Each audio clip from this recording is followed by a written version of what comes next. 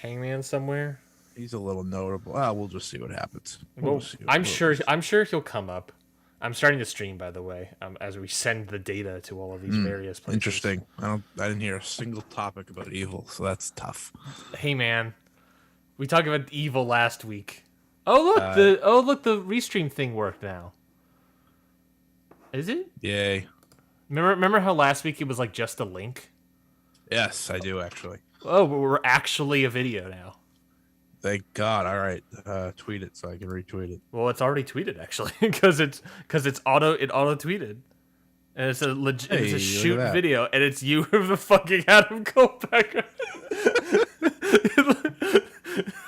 I'm gonna. I hope you know I'm gonna have a different background on a weekly basis. I want that. This is hilarious. It's so funny. I wish you let me keep Evil. I mean, you could probably keep Evil. But maybe. Well, I think Evil might be better for next week. Yeah. Or even depending about how the G1. We'll celebrate the G1. I was like, depending how the finals go. They can't. It's just a picture. They won't take us down for copyright or anything. They don't care enough. Come at us, TV Asahi. I dare you. We just won't tag the G1. Yeah. Okay, I'm gonna make sure that we're all good. I'm gonna do that because my Twitter on my phone isn't loading. Because I can also fucking tweet it out. Boop. Or I mean, retweet it out. It's like, oh, we're a video. Are we at like the top of the thing? Because aren't like videos typically at the top? No, they're not. Okay, whatever. Maybe it's because I'm looking at my Twitter. Sick try. No. Yeah, we're getting there. And then we're doing this, and I'll share this on my Flippity Facebook. Share now public.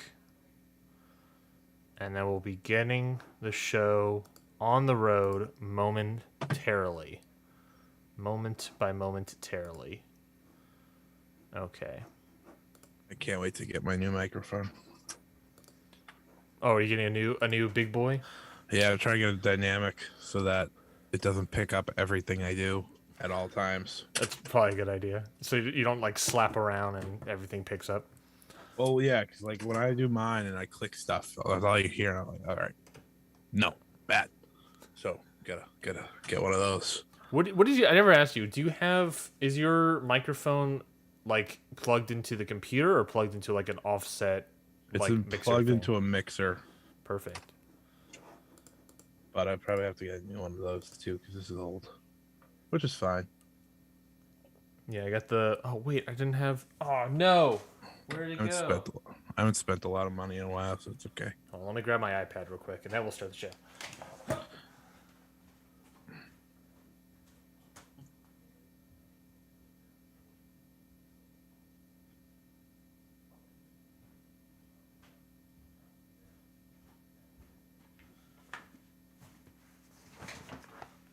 Adam Cole, baby.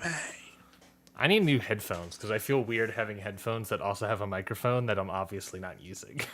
I agree. You do need new headphones. You're welcome. Thank you. Okay. Let me. I mean, it might just be annoying. Yeah, the thing to me, it just looks weird. Yeah, that's fair. But I do like the fact that I look like Boba Fett or something. True. This is true. So, you know, you win some, you lose some. You know. Okay. This is a audio test. Test. Okay, we're good to go. You ready to do this? Yes, I'm staying like this until we start. I'm not flipping you off, by the way. All right, I turned my hand so it looks like I'm not. Oh, god damn it. Give me one more second. Just as I was about to start, my mixer was like, my recorder is like, ooh, card full. Pain. So now I gotta delete the card. My leg is itchy. You're welcome. We have so much to talk about. It's like so many small bits here and there. Yeah, well, it helps that we're not talking about, like, you know, the entire show of anything that doesn't matter, because if we were, we'd want to be upset. We'd purposely want to be upset. Yeah. Well, that's what makes the great content for wrestling podcasts. Everyone's always too angry. And listen, I can be angry. Don't get me wrong, but I don't feel like it today. Okay. So you're saying my job today is find a way to make you angry? Is that what you're saying? That is not at all what I said. I don't think you were listening to me at all. I don't think you heard a single word I just said. I said my whole job today is not to be angry, and then you go and say, "So my job is to find something." No. God, it's working. God, it's working. All right, we'll almost have the show up and ready to go, folks. Doubt it. Yeah, I know. I gotta format this fucking giant gigabyte card. Everyone, look it.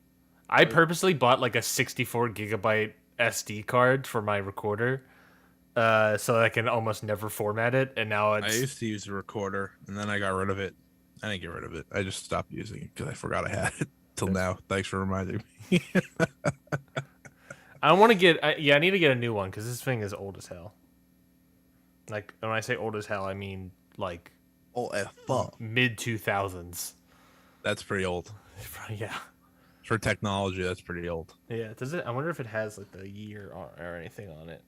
I need to stop looking at my phone, but every time I look at my phone, I realize we're not started yet. Complete. We formatted. Okay. Now let me just make sure that everything. All right, we might be able to start by 9:30, which is our usual set time. I'm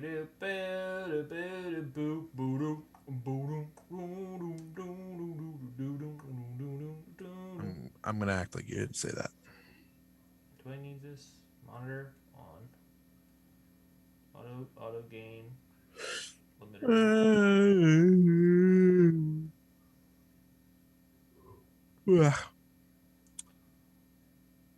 Where should these free agents sign? Should Brock Lesnar sign with SmackDown or Raw? Don't give a shit. Should Osaka sign with SmackDown or Raw? SmackDown.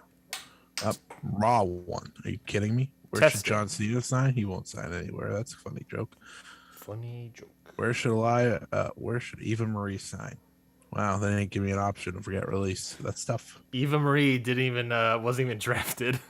Yeah, it's like Brock Lesnar. Sure, I get it. Asuka, Bayley, they're injured. Eva Marie, she's there. She's there. We just said, you know what? She hasn't won a match, so why would anyone draft her? And that's a good point. Okay, we're ready to go. Is that your BFAB impression? No. Okay. God, no. We're ready to do this? I've been ready since Thursday. Okay, well, now we're going to officially start Ring Post Radio in 3, 2, 1.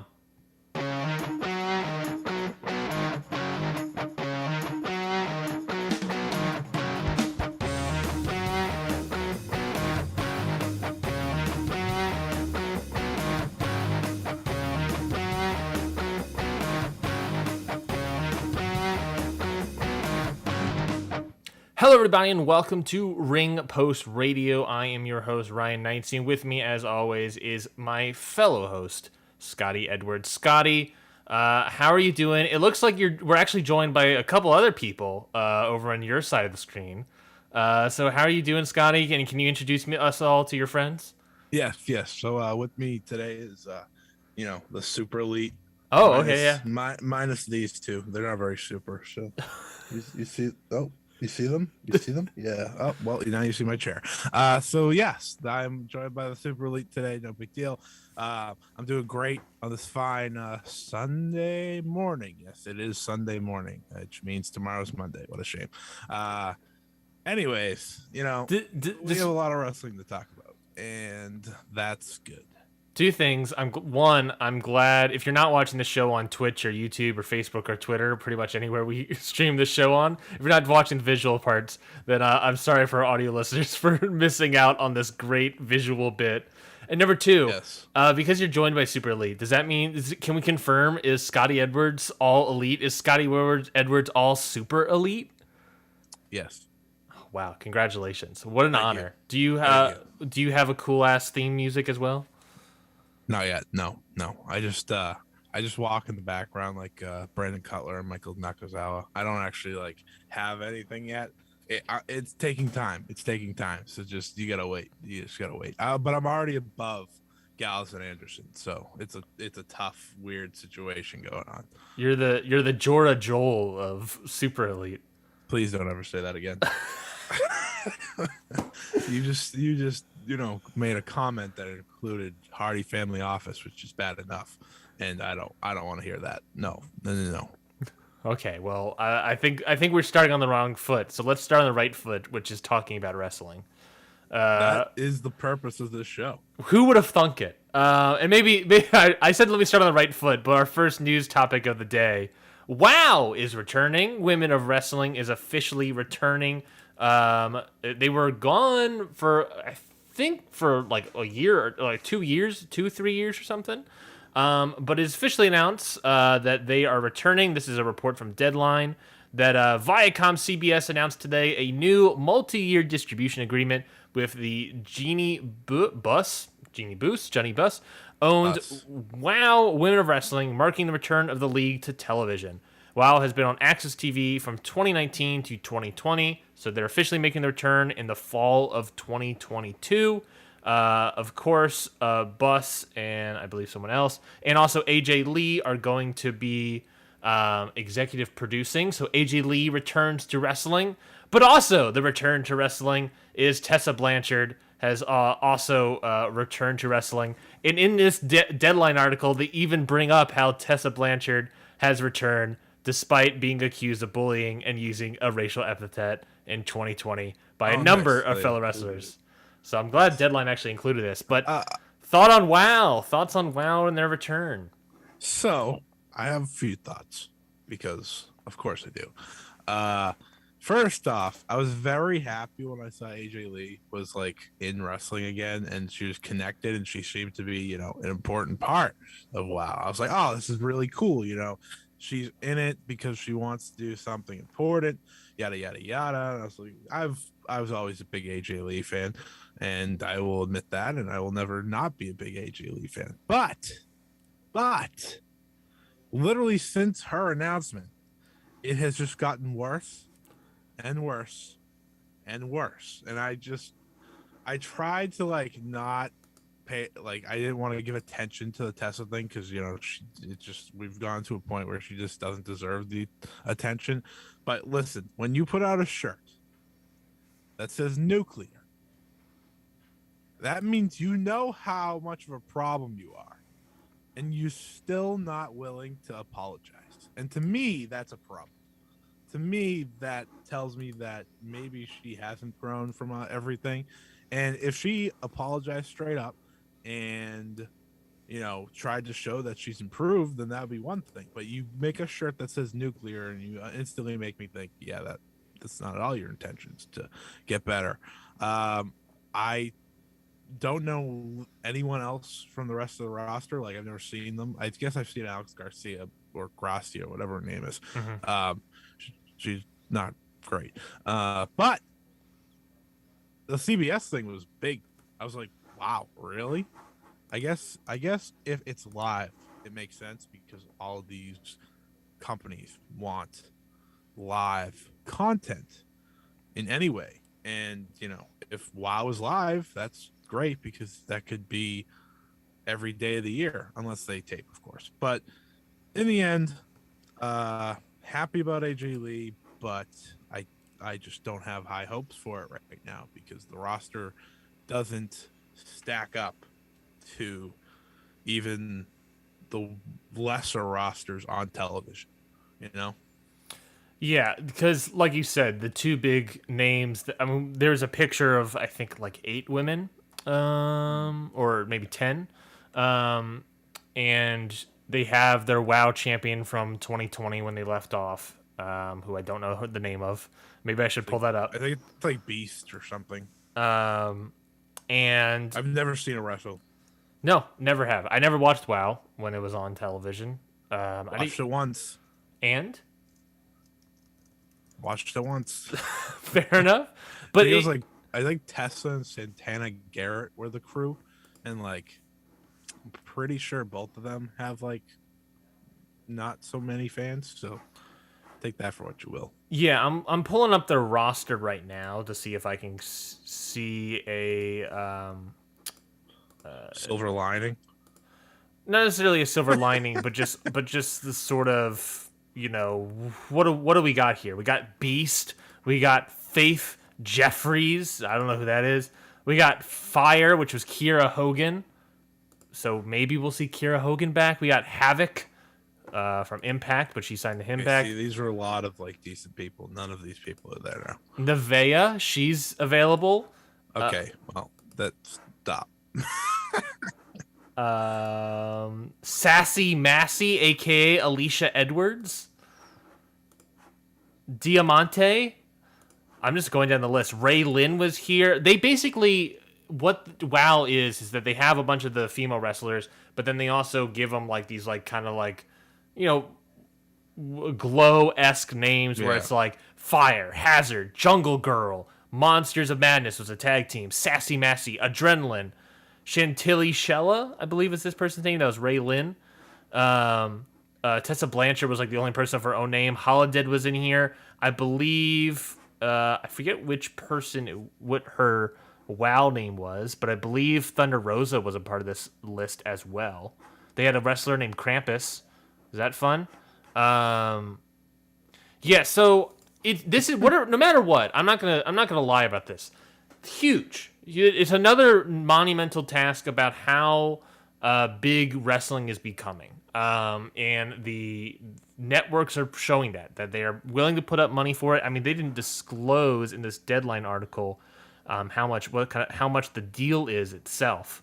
But being on syndication, where you're in 160 markets representing 70% of the United States, with deals that include CBS owned and operated stations and Sinclair Broadcast Group, that's big. That is a big thing. I mean, it's not going to be like network television. You're not going to be like going up against like your Dynamites or whatnot. It's going to be like kind of like Ring of Honor, where it's like they're on at random hours.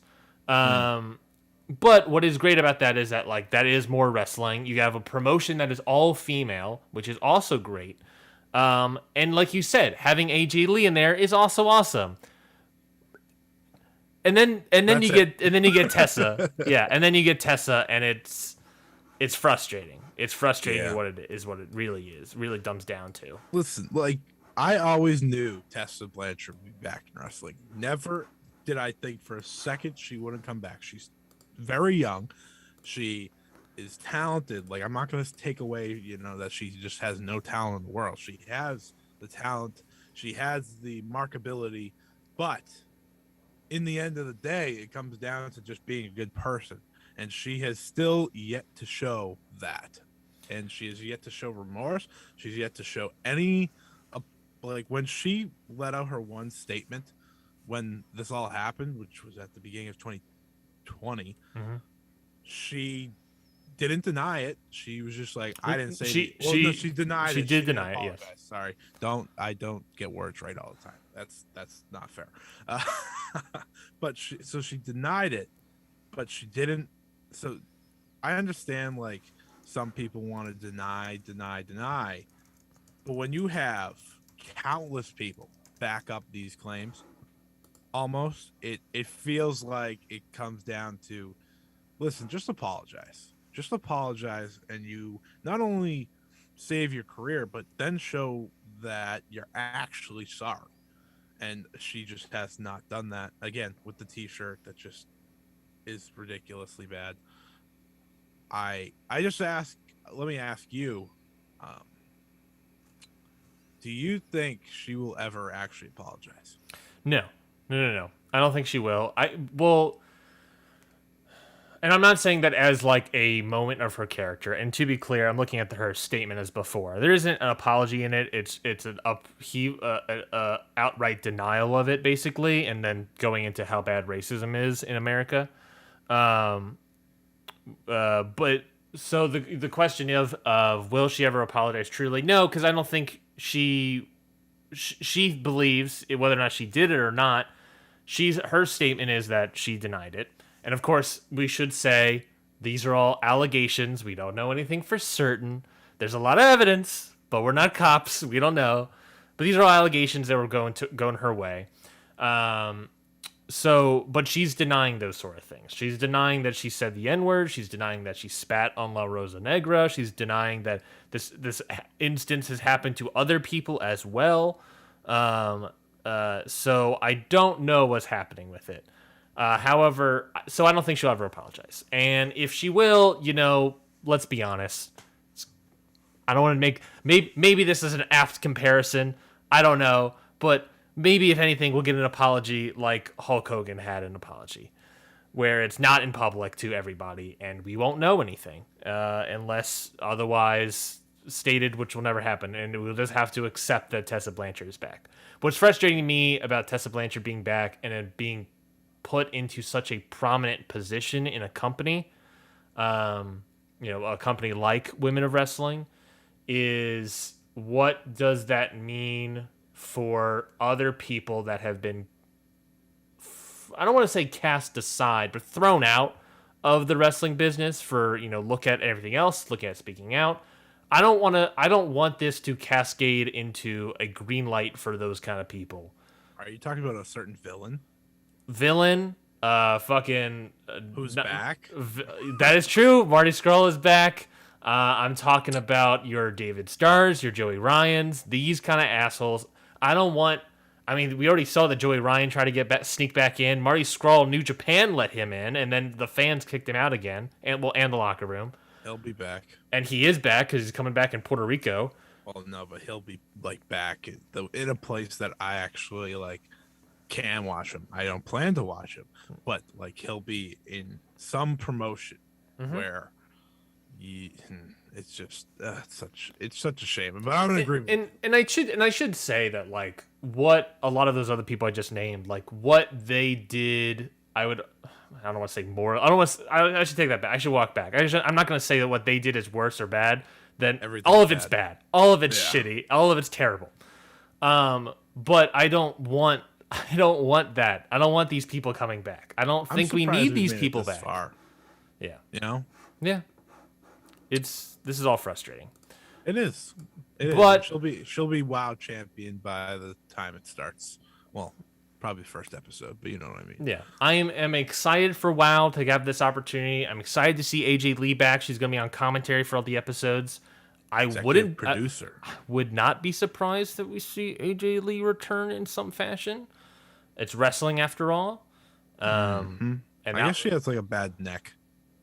I think that's what Punk said. She said in an interview with Izzy that she is healed from all of her injuries, according to AJ Lee. So who the heck knows? I can't believe Izzy got herself canceled this week. That was wow. All right, moving on. Let's talk about Super Smackdown. I believe it's Smackdown. It's Smackdown Supreme or something stupid. It's not even called Super Smackdown. So you're telling me I can go to my local? Who does Supreme? Burger King? Does Burger King do Supremes? I don't know. It sounds like Taco Bell. Oh, maybe. Yeah, Taco Bell. That's what it is. Taco Bell. We go to my local Taco Bell and we get a SmackDown Supreme. So apparently they are, because of every other sports company having shows and whatnot. SmackDown next week will be the World Series. World Series. Thank you. I don't watch baseball. What am I, a baseball fan? What am I, Scotty? So because SmackDown is moving off of Fox for the World Series, they are moving to FS1, and they are making it a big-time show by extending by 30 minutes. What that means is that they are going to be extending by 30 minutes into the first half of AEW's Rampage, meaning this is the first time that a main roster show for WWE will be going up against AEW. I found the name, by the way. What is it? Supersized SmackDown. Great. So it's McDonald's. Yes. You're welcome. God damn. I like SmackDown Supreme. I do like SmackDown Supreme, but that'll be the next week. That'll be not the next show. That'll be the week after that. Yeah. So SmackDown, supersized SmackDown. I'm just gonna call it SmackDown Supreme. SmackDown Supreme, extending halfway into Rampage. The reason I bring this up as more of a newsworthy item is that, and this is not any sort of news that is coming out of the Wrestling Observer. It is more of a spitballing idea based off of trends and company history. But Dave Meltzer of the Wrestling Observer is spitballing the idea that this might be seen as a test for Fox and for SmackDown and for WWE as a whole. And that if the numbers do really well, this might be evidence for WWE and Fox to extend SmackDown as a whole by a third hour. Oh God! Which would make it fully comparable. So I guess my question for you, Scotty, is one: do you think this is a true test that can lead to a third hour? And two, if that does mean that a third hour is coming, what do you think that will mean for SmackDown and AEW as a whole? Well, first off, I thought they had a hard stop at 10 because of local news. Who Fox? Yeah, so I'm not 100% sure that's true. I'd have to, pay attention to whatever goes on after SmackDown when I've watched it, because I can't say I ever have. But 3 hours of SmackDown is just not something anyone wants at all. And my biggest takeaway wasn't even the fact that WWE clearly did this to jump into Rampage stuff. It's on FS1. People need to realize, like, TNT is on a lot more channels than FS1. I mean, a lot more homes than FS1. So I'm not really affected by that. But Tony Khan went on Twitter and pretty much was like, I can't wait to beat one of your main shows. And I was like, I appreciate this guy because he doesn't like back down, and he says like what he feels on Twitter and whatnot. But in the end, my question is, what makes people want to watch that half hour over Rampage? I know that they've announced 2 matches. Three technically. So the King and Queen's Crown semifinals for the SmackDown side, 4 matches. Naomi versus the returning Sonya Deville. Ooh. And Becky Lynch versus Sasha Banks, which I'm guessing will be in that final half hour. And also a Brock Lesnar appearance. Yes, Brock Lesnar appearance on FS1, because of course it's also the final SmackDown before the Crown Jewel event. So there's that too. But I hope this doesn't mean 3 hours. I really don't. I just don't think any wrestling show that isn't a pay-per-view should be 3 hours. We've seen it with Raw. I understand it ends up making you more money, and that's in the end what WWE will do if Fox is yes. But I can't imagine it being for the better. Yeah, I'm gonna do the other perspective of being as you can see, my hands are like this. I'm gonna look at it from the WWE business perspective. One of the reasons that they brought Raw as a 3-hour show is that they can make more money, because that is another hour of advertising. So if they are able to go a third hour, of course, look at Vince McMahon, look at Nick Khan. Of course, they want SmackDown to be 3 hours. Why would they not want SmackDown to be 3 hours? That's a whole buttload of more money in their pockets. Why would they not want to do that? On the other hand, there's the other aspect of taking down a competition in Rampage. It's not Dynamite, but it's Rampage. And we've already seen that the Rampage numbers, no matter what kind of card booking you do, the numbers are always going to be the highest number you're going to have is at the top of the show. And as the show goes on, the more and more people are going to go to bed and be like, yeah, I'm going to watch this tomorrow morning. We talked about it a couple weeks ago when Rampage was 2 hours. I stayed up for those 2 hours, and it was awful. I did not like doing that. I did not like staying up for 2 hours like that and going to bed at midnight. We talked about it at the time, where it was just like, I don't want to do that again. And this is this is not 2 hours extension. This is just 1 hour for SmackDown to go to 11. But there is evidence suggesting that SmackDown could beat them. I mean, I don't know what it is nowadays, but back in the Wednesday Night Wars, there was, looking at the minute by minute, it was basically like AEW fans were more apt to change channels to NXT, whereas NXT fans were not really changing channels to AEW. So I don't know, after however long it's been, a year or so, if that still holds. If AEW fans are now like, I will watch SmackDown. Or, I've been watching SmackDown, I'll just stay for an extra hour and watch Rampage tomorrow. So there's a lot of different aspects in play. If you're WWE, you gotta go for the 3 hours. Why not? It's more money, and you can hurt the competition. If you lose this Friday, if Rampage has better numbers than you, then Vince McMahon is not going to take that lying down, and he is going to find a way to make it be 3 hours to just hurt more. No matter what, I think something's going to happen. It's just a matter of what's going to happen. Yeah, I mean, taking FS1 numbers compared to Fox numbers, I need to there's a very good chance SmackDown is not watched by half of what they usually do on Fox, let alone even close. So to me, you take this with a grain of salt, but I do appreciate the confidence that Khan has in, hey, if you want to go against us, that's fine, but we're going to beat you. And really, I think that's all you can hope for out of a promoter, but I think we're probably going to make too big of a deal out of the AEW versus WWE thing. I think a lot of people do.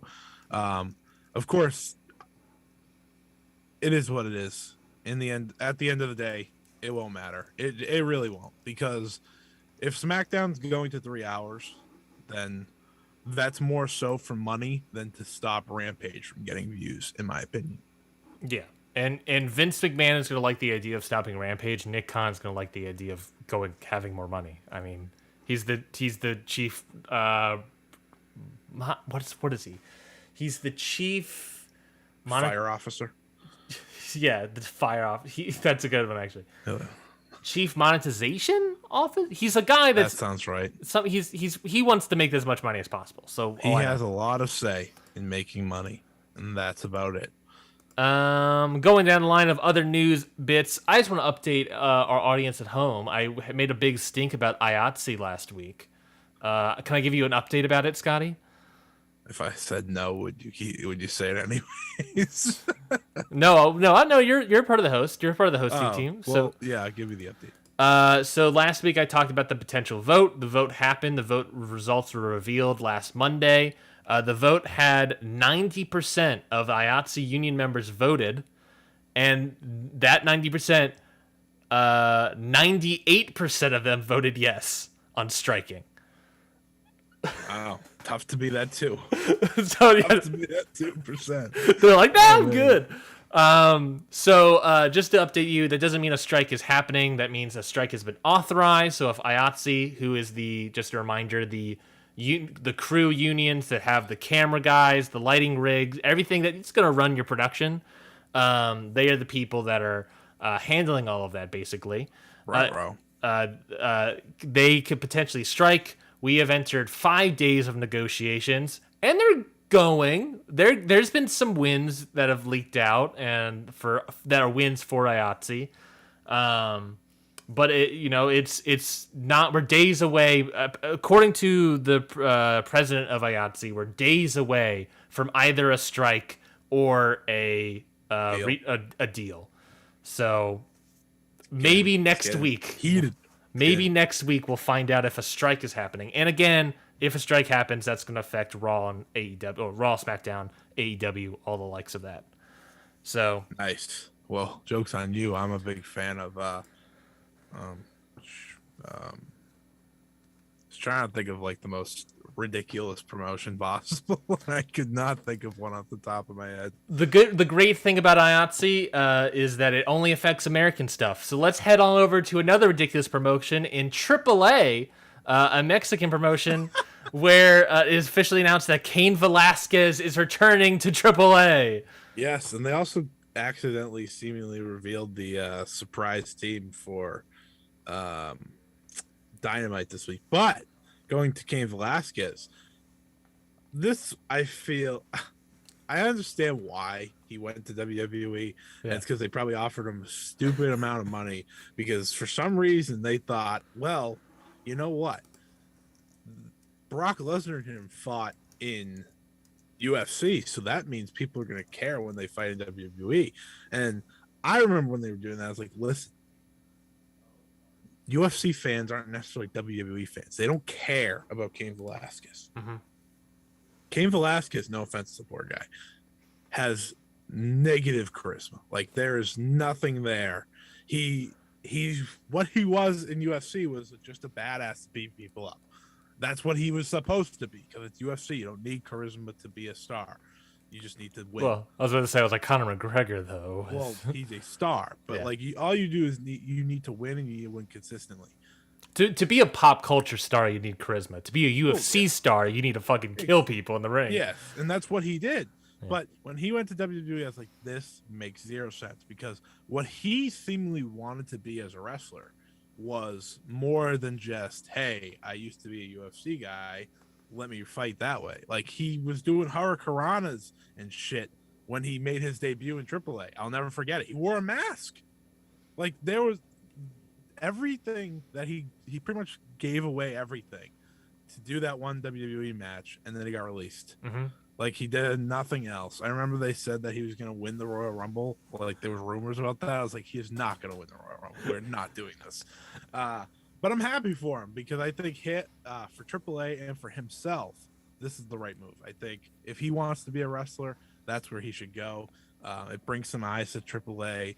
And for him, it's a good way to keep learning because he did show some signs of being good in the ring, before the WWE stuff. So I'm hopeful that, he's all healthy and he can be, I'm not going to say like a star, but I mean, they'll probably push him to the moon because he's a UFC proven guy, but I'm just hoping he shows out.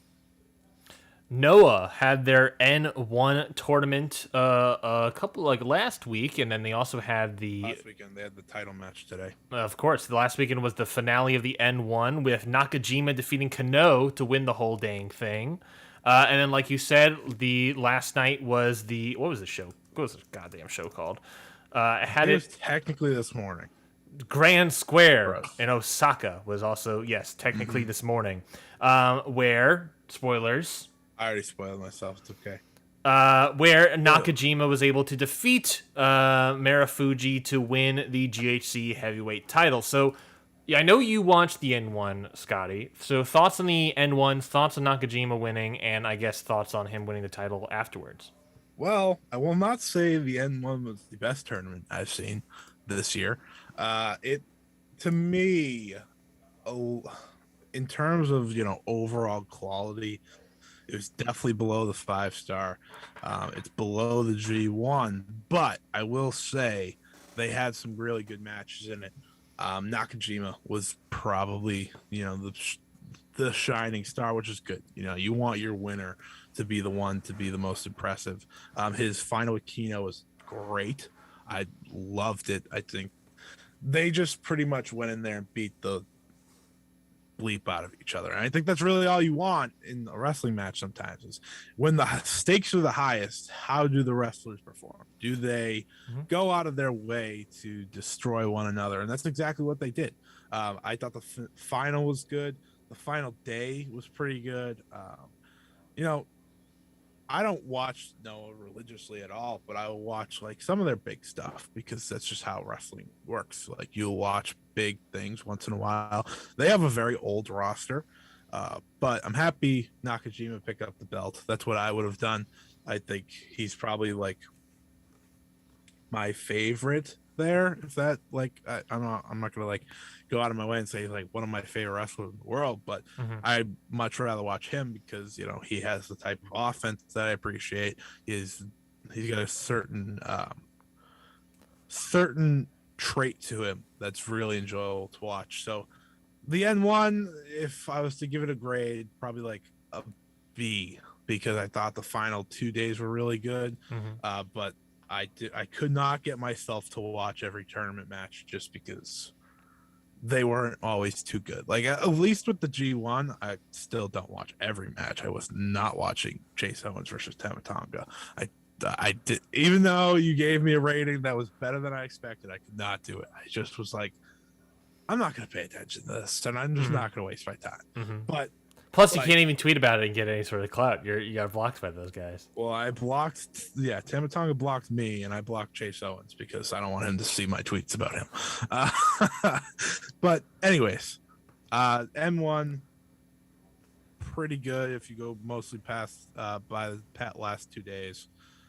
B might be a little high, but I just remember the final, and I thought it was a great tournament final. And the last bit of news here that I wanted to give out as well is that announced at Impact's Knockout Knockdown show, their Impact Plus show. Say that 10 times fast. The Impact Knockouts Knockdown show, Impact Knockouts Knockdown show, the Impact Knockouts Knockdown show. All right. That the Inspiration are officially coming to Impact. They'll be making their debut at Bound for Glory. Inspiration, of course, is the new name for the Iconics. I assume it's going to be Cassie Lee and Jessica McKay. Jesse McKay is going to be their names. I don't know. So the Inspiration officially coming to Impact and be arriving at Bound for Glory. Thoughts on the Inspiration in Impact? I know what took so long. Like I know they had to work through work visas and whatnot, but at the same time, what took so long? Like this was the spot for them. The moment they were released, I feel like everyone said the Iconics need to go to Impact. It just made all the sense in the world. So I'm happy for them. I think it's a good addition to Impact because it brings, I think what they have together is a very charismatic group. They're not like the best wrestlers in the world, but that's fine. You don't always have to be the best wrestler. This is a show that's not just about the in-ring stuff. So it works out for them. I think it's a great fit, and I actually look forward to seeing what they do. And I look forward to a t-shirt that says the Inspiration's in Impact, and the Inspiration has the 2 eyes, and then Impact has the 2 eyes. I was thinking about that as I was talking about them. So I'm same level thing. Yeah. Hit me up, Impact. If you don't, if not, I'll DM Garrett Kidney to then DM you guys. And then we'll make an Evil shirt. Yeah, and then Evil will have two eyes. Because Bullet Club is in Bullet Club's in Impact, so we can make that work and be like, hey, give us an Evil shirt with 2 eyes. Can we have a picture of Evil with the Inspiration, and so it's Evil with 2 eyes. And he's also dressed like Jessica McKay and Cassie Lee. Now I need leather high boots. I need the Inspiration to join the House of Torture, which some people watching their matches could think that already. So we'll see. Hot damn. But yeah, go good for Inspiration. I think it's a very good fit. I agree. I think it's perfect fit for Jessica McKay. I think her comedy, her promo style, her match ethic and stuff is also good. I think Peyton Royce is a better wrestler than McKay. And I think overall, I think they'll be tag champions instantly. Yeah, instantly. I'm not afraid of Havoc and Rosemary holding on to those titles for that much longer. But I also think they weren't the best wrestlers, but I think they are certainly trained well enough to bring a good dynamic into the Impact Women's division, which is already pretty solid. I think it just needs more, wrestling skill. Now they have it with Gail Kim, Awesome Kong, Mickey James, and I think it's going to keep going that way. You confused me. I was like, Gail Kim's back wrestling, and then I was like, oh no, that's not at all what you meant. I got excited for a second. I was like, oh, cool, because Gail Kim versus Deonna Purrazzo makes actually a lot of sense, but you didn't say that. So, it does feel like though that they are building to that. You would think so, right? Like that makes the most sense. We'll preview Bound for Glory next week, I think. Yes. Nope. Yes. Yeah, because it's on the Saturday, so we'll actually be able to review it. I need to catch up on Impact. Yeah, but yeah, it's weird time. It's like at 10 o'clock. Oh yeah, because in Vegas. and it's after the Dynamite that's on Saturday. Yeah, they specifically moved it to 10 because they want to be after Dynamite. Yeah, is there 2 Dynamites on Saturdays in a row? Yes. Gross. Yeah, it's going to be on the 16th and 23rd, Saturdays. Oh yeah, Dynamite this week is on Saturday. Wild. I don't even remember what I was talking about. I'm not gonna lie to you. Oh. Let's move on. yeah. Let's do that. Yeah. Let's move on to MLW Fightland. MLW made their official debut on Vice with a 2-match show with Fightland, a big sort of MLW, not pay-per-view, but sort of like big TV special kind of event. Have you ever had a pay-per-view? What's that? Have they ever done a pay-per-view? Like a shoot actual pay-per-view? Yeah. I don't think so. I don't recall if they've ever done one. Okay. All I remember is like you can just watch everything online on YouTube, which is cool. But they got 2 shows. This is out of the 2300 arena. So let's talk about this show. Oh wait, hold on. I was very confused. I looked at the commentary and I thought it said Rich Pacini or whatever it is. I confused that with Ian Riccaboni. Yeah. I was like, what? Ian Riccaboni's on the show. This guy used to be the NXT announcer at one time. Who? Commentator. Rich? Yeah, he was the Really? NXT commentator like way back with like William Regal on the squad. I remember him. You're welcome. And then he got released. Oh, I'm looking into it. Oh, he did, and he did main event. Mm-hmm. Wow, I did not know that about him. Oh, that's actually that's new information for me. You're welcome. Well, he's not bad. And I remember hearing his voice. I was like, he's good. He's good. I think he's real good. Let's talk about the show. I typically like starting off the main event, but for reasons we'll talk about in a second, we'll start off with the first match, which was the MLW middleweight title 4-way match with Aramis Arez, Myron Reed against Yoshihiro Tajiri. I made it sound like it was a 3-on-1. It's all 4 of those guys fighting each other, with Tajiri getting the win over those other 3 guys. So Tajiri is the new MLW middleweight title holder. Scotty, thoughts on this match? The All Japan Booker won the MLW middleweight championship, because why not? I thought it was pretty good. It's a good way it was a good match to introduce MLW to Vice, I thought, because, a lot of high flying action. You have a name in there like Tajiri that, some people know. If you watch WWE during the 2000s, you know who Tajiri is. Yeah. I think Myron Reed is a young star. I think he's very good. He does a lot of crazy things. Aramis is very good as well, and Arez is very good. So, doing high flying anything, I always think is a good opener. And, this is a 2-match episode. They didn't involve everything that was recorded that night, but thought it was a good opening. Exactly what you look for in a debut opening match. Tajiri with the win, great shock. He did the mist that popped a lot of people. And they did some crazy stuff in this, like the Myron Reed cutter where he jumps over the top rope and onto the floor. That's awesome. I think that's the second time I've seen him do that. I think I watched him do it against Leo Rush when they were doing their little rivalry, which was really good. And Tajiri winning again, that's just kind of crazy. It's a crazy move, but at the same time, I think it interests people because Tajiri didn't look out of place. He looked still, capable of wrestling, which is always a good thing. MLW is weird. Like, in the end, MLW is a weird promotion. It makes me have a lot of thoughts, makes me think, like, do I like this or do I not like this? I don't know what I'm doing here. And, like, I don't know if we're going to talk about the Embedded show, so I'll save on that because I have a few thoughts about that.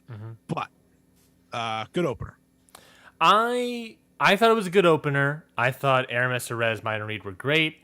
I was not too hot on Tajiri. I thought Tajiri played his part well, but it's because he's in a 4-way where we can protect Tajiri. Putting the title on him is like weird. A cool spot, but it is weird because it's like, now you have him as champion. Now I gotta see a singles match with Tajiri, and I'm not too confident that Tajiri is going to be all that great. On the other hand, there's also Myron Reed. I don't know Myron Reed's not a heavyweight in this promotion. What are we doing with Myron Reed? If not, he's leaving the company altogether. But I'm not. I don't know. I'm not saying that that's a thing. But I don't know. Like, he's just gonna fight Tajiri over the title? I'm guessing. Like, what are we doing with Myron Reed now? Aramis Arez, they're doing the sort of ECW luchador thing. I get it. Aramis, some people call him a good Rey Mysterio person. Excuse me? What did you just say? I don't call him that. I don't think he said person? yeah. That doesn't even make sense. You don't make sense. That was what?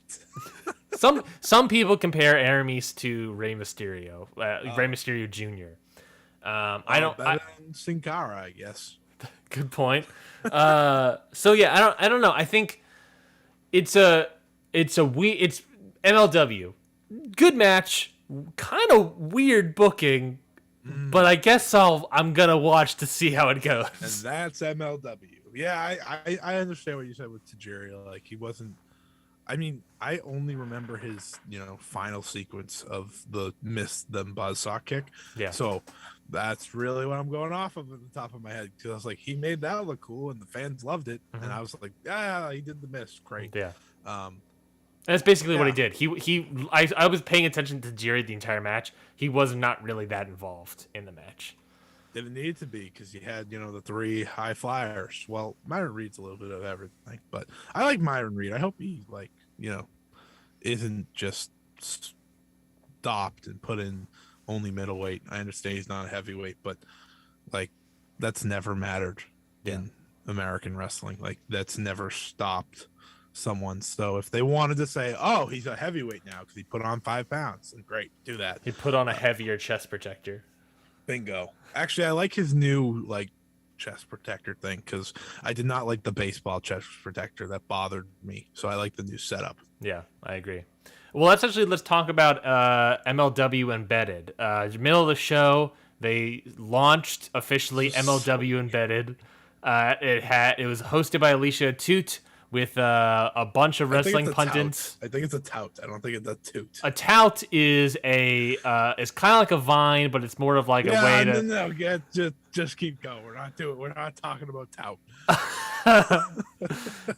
And then, of course, it had guests by wrestling pundits, including Dave Meltzer, and they talked about WWE potentially being sold. They talked about AEW potentially signing Kevin Steen, El Generico. They talked about, I think they talked about another thing, but at the very least, then they talked about Will Ospreay coming to MLW, which was cool. But they announced Will Ospreay. They billed him last, but he was announced earlier in the show. So it wasn't. Alicia was like, "I got a big reveal," and it was like, "Oh, we already announced the guy." So it wasn't that. Yeah. So I don't know what's happening. But thoughts on Embedded? I understand the idea. Like, I understand what they're going for. They're like trying to have this, halftime show of sorts, like where, they talk about everything, but I've always thought that, when a promotion is taking attention away from itself, it's very weird. And like, they were talking about AEW and WWE more than their own promotion. Yeah. And like, I like the idea of, oh yeah, you got a bunch of, wrestling insiders and whatnot, like, together for once, and you had Meltzer on there, so like, that's instantly, big enough. But at the same time, it doesn't fit. I just didn't think it fit in the middle of the show. It was very weird. You could have did another match in there. Like, this is your first time on Vice, and I guess that's also probably why they did it. Hey, we're willing to talk about anything at all times. Mm-hmm. But like, you're MLW, you're trying to grow. Let's not talk about Kevin Steen. Let's not talk about El Generico. I thought it worked out, the way, because they ended up turning it into talk about Ospreay, which, is a big deal. I think that's the only thing they should have done. That would have fit the show. It would have fit the show. Be like, or kicked off Embedded with the Ospreay news. Right? Yeah. Either way, like, not save it till the end when I'm like, what are we doing here? I saw the happiness in Dave Meltzer's face about Ospreay. I very much noticed that. Ospreay and MLW is a weird one, to me. Very weird because I don't know what he's doing. Like Have we seen us? They did a bunch of obviously tapings for NW New Japan Strong, but he hasn't been on New Japan Strong yet. No, right? And like he just wrestled at like I forget the promotion. Rev Pro. He just wrestled at a Northeast Wrestling show. Oh, really? Last week in Connecticut, in the middle of Connecticut. I was like, why? What is happening? Like, I understand like you want to get dates and you want to wrestle, but the whole basis around who you are is you're the IWGP World Heavyweight Champion, and you're wrestling on a show in Connecticut that no one's ever gonna see besides people in Connecticut. No offense to the people in Connecticut, but New is generally a weird promotion because they bring in random people all the time. Like they brought in Moxley when he first left WWE. It was like, what is this company? Who are these people? What is this indie promotion? They have like no streaming or anything practically. It's a big deal for MLW. I'll say that. Like Ospreay being there will make people watch, but yeah, what's his destination there? I don't see a place that he fits the MLW style. MLW's not work rate, and that's everything Ospreay's supposed to be. So cool. Yeah, I don't know. I probably just put way too much thought into it. I think Ospreay's a wait or see because he had that really great match in Rev Pro that we didn't talk about. But apparently he had a really great match in Rev Pro. New is very strange. Embedded is strange, doesn't fit. I think it'd be better as like a post show sort of thing. But you also have to remember that MLW also has like a podcasting network. So like I thought of it as that of like you have to think of Embedded as like a podcast really, like this show. And so, but the problem is it's in the middle of another show. But I also thought of it in terms of like wrestling kayfabe. Like they started off with, here's the WWE company that you know about. Like if you're a WWE fan and you're watching MLW for the first time, we are going to talk about WWE and how it's not that great right now because it might be selling soon. Oh, and then we're going to talk about AEW as well. And these are some things that could be happening with AEW. And we're going to talk about MLW. And here's what's happening in MLW. That we're getting the IWGP Heavyweight Champion Will Ospreay. So it was like, we're going to take WWE down a peg. We're going to talk about like, oh, that could be a cool thing for AEW. But then we're going to talk about a cool-ass thing that's happening in MLW. I thought like in a weird way, they set up that kayfabeness in a weird way. You know what I'm saying? Yeah. It's weird. I think the idea of the show like belongs in wrestling in a sense because it's cool to have all those thoughts out there, especially with like insiders. You got Raj Meltzer and the other two that I cannot remember the name of because I'm sorry. It's Ian Riccaboni and Evil actually. Yes, correct. Always. I don't know how we ended up there, but I understand where you're coming from. It's weird. I'm not saying it's not weird. I'm just saying like okay. I'm like thinking about like MLW has a podcasting network. This is how they kind of formatted it. So I think that's what they were going for, but I'm saying it didn't land. They also didn't show the Opera Cup. No. No. I was very confused. I was like, you didn't show any of the like big tournament you've been hyping. Instead, you showed me this. To Jerry. Yeah. We spent more time talking about Embedded than I think anything else on this show so far. All right, then we have to move on. I can't. Embedded is so weird. I cannot believe this show. But we're gonna see more of it. Well, I guess is Vice. Is MLW now on Vice Weekly? No clue. Couldn't tell you. Court Power didn't say anything. So, are they gonna be on MLW? Like, I don't even know. Fusion.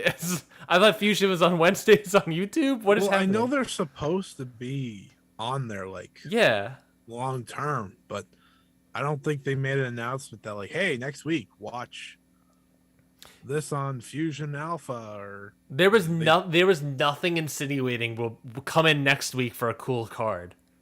no, not at all. I have no idea what they're doing. MLW is a very weird promotion. Like every time I watch it, I'm like, what am I doing here? Yeah. Like I don't know. I don't. Just let's get to the main event. Main event was your MLW World Heavyweight title and National Openweight title for title match. Alexander Hammerstone defeating Jacob Fatu to win and retain the National Openweight title and win the Heavyweight title. Officially, this 2-year story has come to a close with Hammerstone winning. Yay. My biggest takeaway from this entire match was, why are they here? Interesting. Like, I don't mean to sound mean to MLW, but I'm looking at Jacob Fatu, and I think this guy would be a star literally anywhere. Because even in WWE, and you know why he has that guarantee? He's a Fatu. He's in the damn family. Like, this guy would be at the very top instantly. He has everything about him that makes him this perfect monster. But he can also, I'll be honest with Fatu, big Umaga energy. Big time. He's very athletic, though. I do think he's doing that on purpose. Yeah, he has the same exact like dress. Like he has the tight black pants and the taped feet. So it's very much similar. But I feel like these two felt very WWE. Hammerstone feels very WWE. I don't know if you felt that way, but like this guy is humongous. Like he is huge. He's not like this ring technician or anything. You know, he's a guy to have at the front of your company, and that's why him being the guy to beat Fatu made all the sense in the world. I think Jacob Fatu is I think he's signed with MLW for like another couple years, but MLW contracts work just as well as like, I don't know, contract with GCW. Like to me, there's no exclusivity. Yes. Remember when the Lucha Bros went to AEW and Court Bauer was like, yeah, they're still an MLW. There's contracts with us. They never were seen again on MLW. So and MJF was also on MLW and he just left. Yeah. Remember? Yeah. It feels like if someone wants Jacob Fatu, they can get him. And I think anyone should want him. I think AEW should want him, because if you are able to oppose WWE with a Fatu, when like it's pretty much saying, hey, we got one of the Samoan family members and he's a star and we can make him a star. I feel like that would be a huge move for them, and they don't need him right now per se, but down the line makes a lot of sense. But as part of the bloodline, yeah. Well, what if he's just like the Samoan destroyer and he just destroys everyone? Like that would be pretty good. He doesn't have the Usos anymore. Bring in Fatu and have him run people over. He just has this. He has an actual aura around him. He's just an absolute beast. And I guess what they did with him as world champion, credit to them. And you know, Hammerstone, I guess, is the guy. The match itself, it was fine. I thought, you know, Fatu hitting that moonsault in like the corner on the outside was pretty cool, and then him hitting the moonsault through the table but not winning was a little frustrating. But it is what it is. I would have, you know, kept rolling with Fatu, but that was not the story here at all. If you follow MLW, it was all about Hammerstone. I thought the match was good. It is pretty good. It's pretty good. I think it was slightly disappointing because I thought the match would be even more over the top of everything, but you know, it is what it is. It should also be noted that during the match, Hammerstone seemingly suffered an injury. It's hard to tell with MLW sometimes when the report comes out of MLW. He tweeted out a nasty-looking ankle. I saw the video of slowed down of his ankle. It's basically like I think he did a drop kick and then like landed or something. Whatever he did a move where when he put his foot down, it just like the ankle twisted and bent. It looks disgusting. But luckily he seems to be okay. There's no report about how long he's going to be out or whatever. But I'm excited for it. I thought the match was pretty good. It wasn't amazing. I was kind of disappointed, but I do think that part of it is probably because Hammerstone got hurt. So, obviously it went down a couple levels when that happens. And I don't blame anybody for that. Jacob Fatu, interested to see what happens with him moving forward. Hammerstone, we have this national openweight title. What's happening with this thing? Is he going to Keith Lee it? Where he's going to give it up? Is he going to combine it? Like, what is he going to do with that? So I'm excited, at the very least, to see what's moving forward with MLW there. I just wish that Fightland said what's coming up next. They did. They told you that Tom Lawler was doing something. I don't know what you're talking about. He's in the Opera Cup. What else is he doing? That's about it. And yeah. He was like, they have, so I don't know if you've ever seen like a UFC show, but they do the exact same graphic of like events to come. Yes. And it was like, boom, boom, boom. One of them was like MLW in Philadelphia. I was like, isn't MLW in Philadelphia right now? So that was one of them.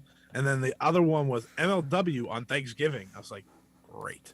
But there was a Tom Lawler match. I think it was his Opera Cup match that I can't remember off the top of my head. They have Intimidation Games coming in Philly in November 6th. That's the next coming big show. Intimidation Games, nice. So there you go. Maybe that's Hammerstone's first defense as the double champion. I don't know. The main question is what happens to Jacob Fatu.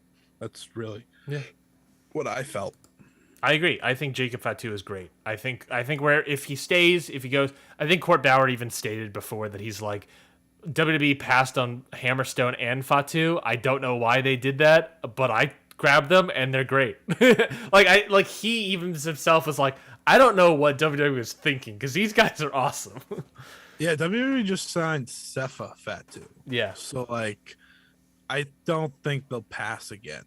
If they get a chance. I think the problem is he's too big of an indie star now, but it's also like, well, he's also ginormous. You bring him in, and he's a fat too.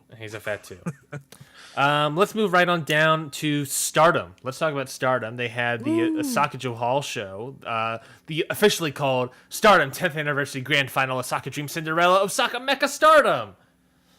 Exclamation mark. But we don't say the last part. The last part's just too much. I said it. I said it because it's there and it has an exclamation mark, so I wanted to go over the top. To be fair, all of it was too much. How dare you, sir? So on the 9th, I'm allowed to say that. On the 9th, they had this Osaka Johal show, 1,441 in attendance, with a bunch of stuff happening, of course, throughout the show. So let's review it real quickly. I only was able to see the semi-main and the main, so I'll give my thoughts there, but I'll walk you through this, Scotty, and get your thoughts on the matches that took place. Good. Oh boy. If you have any thoughts about any matches that took place, I should say. I have thoughts. Pre-show tag team match. You can Odeyo Tai. You didn't watch it. Rina and Saka Kashima defeated Lady C and Waka Tsukiyama. Yes, Tsukiyama. The whole point of this match was pretty much once Konami got ruled out because she had a sickness that it was tough. Yeah. Her match with Shuri got put off. It was pretty much for Saki to challenge Shuri later in the show, and they would have a match for the SWA World Title and the World Title match that Shuri won at the 5-star because for some reason we had to add the G1 stink to it, which is very unfortunate. But yeah, that's about it from that. Future of Stardom title match, Ruaka defeats Unagi Sayaka to win she's the new Future of Stardom title champion. Ruaka has done it. Thoughts on this match? Very happy for Ruaka. I thought she wrestled a good match here. Unagi does really well at being an underdog, and I thought she took a lot of punishment in this match to make Ruaka look like a bigger threat. And I was a little bit stunned, but at the same time was very happy because I think Unagi doesn't need to be a Futures champion anymore. She's been in the main part of Stardom for a while. Yeah. And I understood the reign. I understood why they gave it to her, but Ruaka is definitely the best choice moving forward. I think.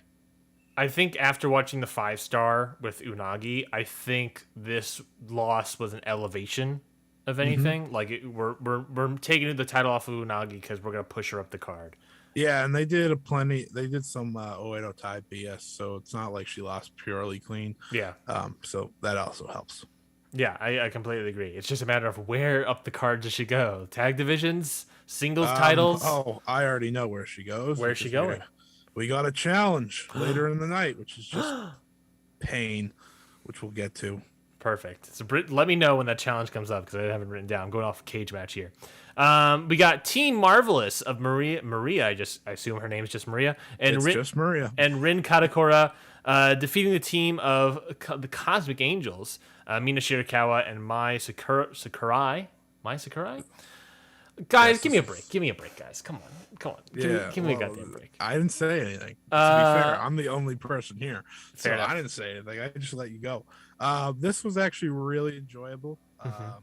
There's this beauty in the way Marvelous wrestles that I think a lot of people can enjoy.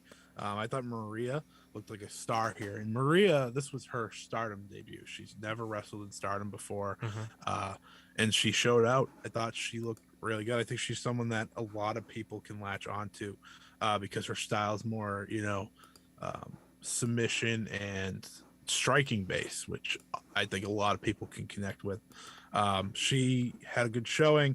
I thought any point where Maria, Rin, and Mina were exchanging was good. No offense to Mai Sakurai. She was good at taking the fall. Like, that's what she was there for in the end. Happily Marvelous won. Hopefully the relationship continues, and these three for now are involved on a lot of shows moving forward. Yeah, I completely agree. Those are my thoughts. Do you know Maria's only wrestled for like 2 years apparently? Yeah, she's very good. Marvelous like prints out very good wrestlers. Like, it's okay. So for those who don't know, because if you're listening to this, you might only know about like AEW, WWE, which is fine. That just happens. Yeah, it's American wrestling. I get it.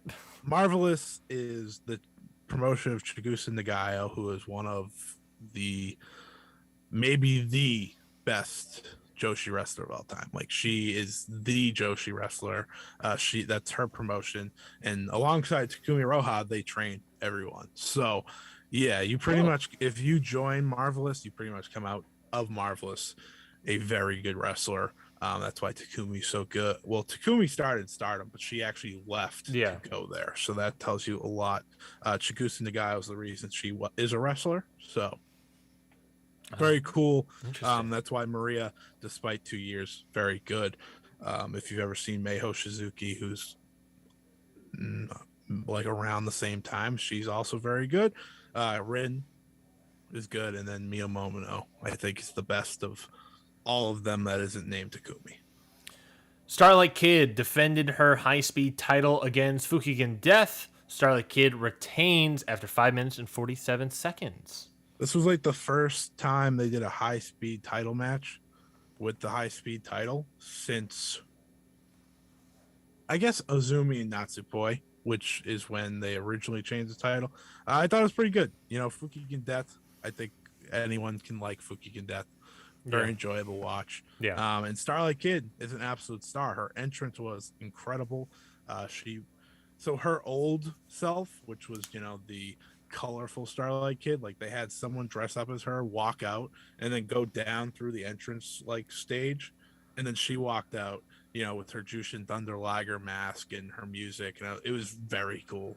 Did she come out from where they came down, or did she just walk out? I think she just walked out, which it would have been cool if she came back up. But she's awesome. I can believe it, but like, she has fully taken on the Oedo Tai gimmick, this heel gimmick, because she is making it her own. But yeah, very good match. I'm glad. I really like Starlight Kid. I think we talked about it with the 5-star. Is that I think the 5-star helped her get more confident in this character, and I think sky's the limit at this point. There's no better way to work on character development or who you are as a wrestler than a tournament. Yeah. I think we've seen that in the G1 with like Great O'Khan. I think this has been his coming out party. And I'm not comparing Starlight Kid and Great O'Khan. That's not what I'm doing here. I prefer Starlight Kid by a lot. But it's just like I feel like we've seen a lot of times in tournaments, and this is just this year, for example, that wrestlers that are going to be big stars fully establish themselves and show what the potential is. So, yeah Starlight Kid's great.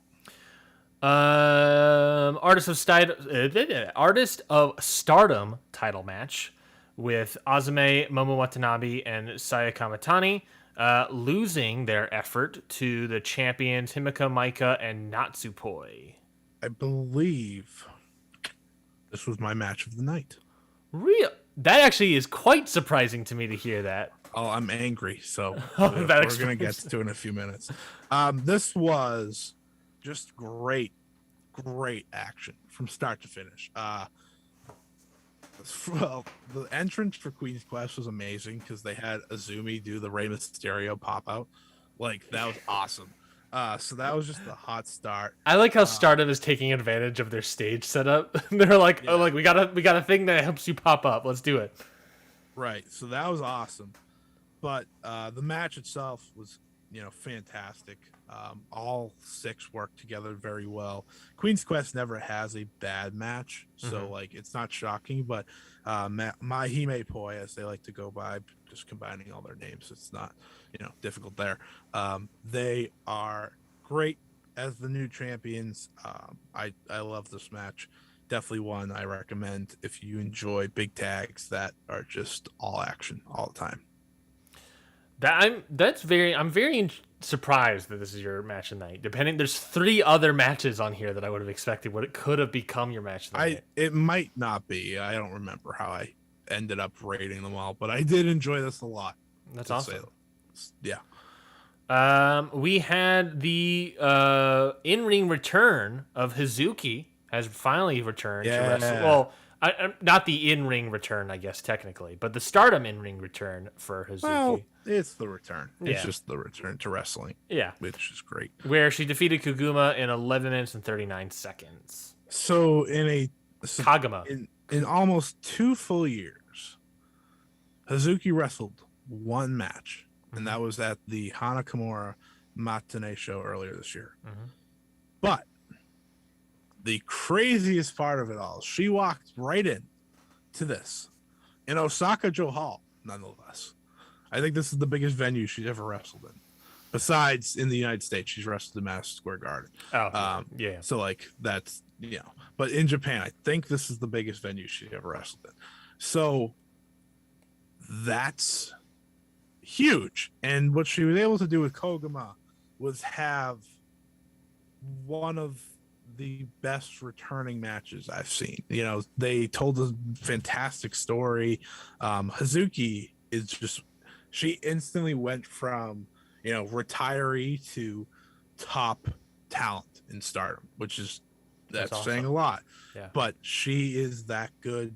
I think anyone can enjoy Hazuki. And at the end of the match, after she won, because she had to win, there was no other choice. Yeah.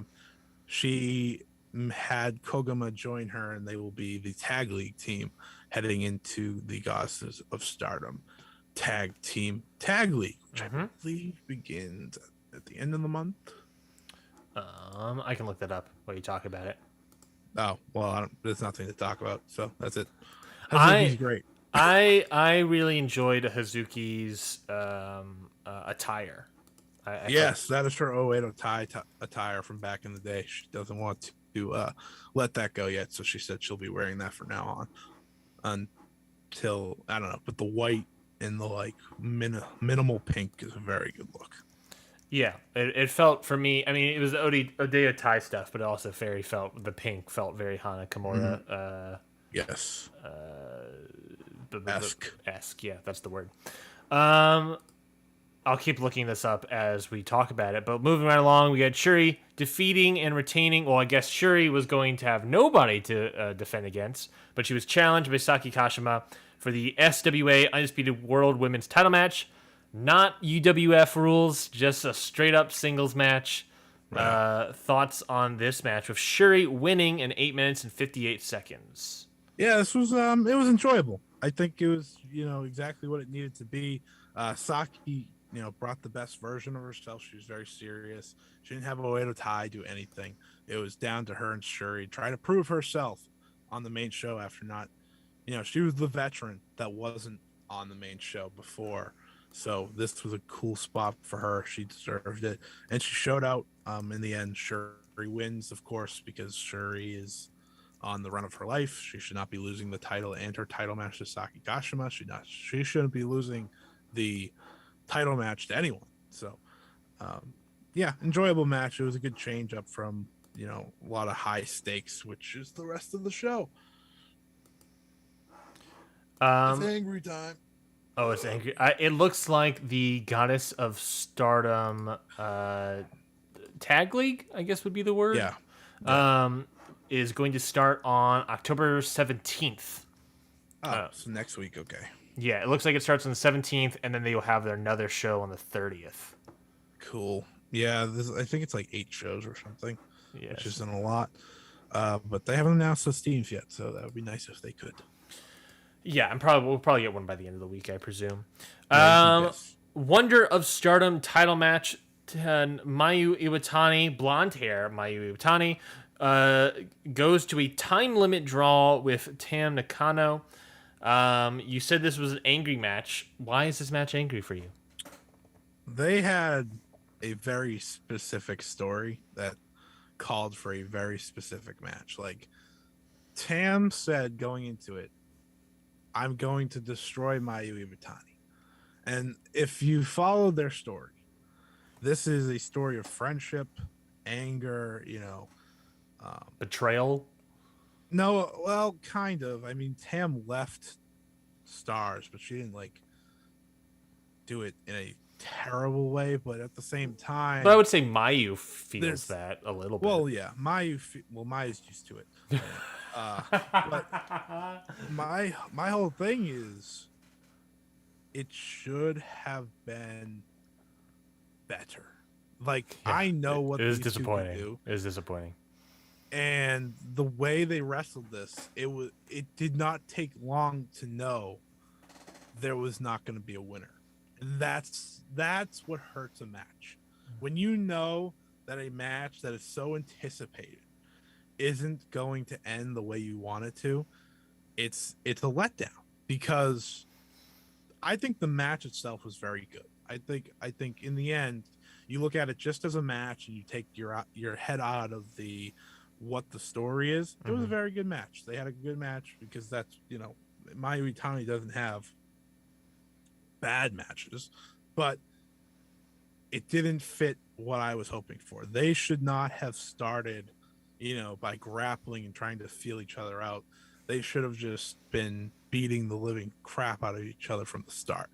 And, the final 10 minutes were very, very good because, you're picking up, but the draw was brutal. It was very upsetting. It was not at all the result we wanted. And I'm assuming the idea is to run it back probably at Ryogoku Sumo Hall. It could be the semi-main event to Tommy versus Shuri, because it feels like they're going to want to run it back one more time, because they went down the exact same road. It's the exact same thing. They wrestled in January, Tam and Mayu. They went to a draw. They wrestled here. They went to a draw in the title match. The whole entire idea, unless they just take the title off of Tam, is to do this one more time, get a winner. They'll get rid of the time limit. And it's fine, but I just need them to pick it up, because they can give a match of the year contender, but they did not come close this year in this one.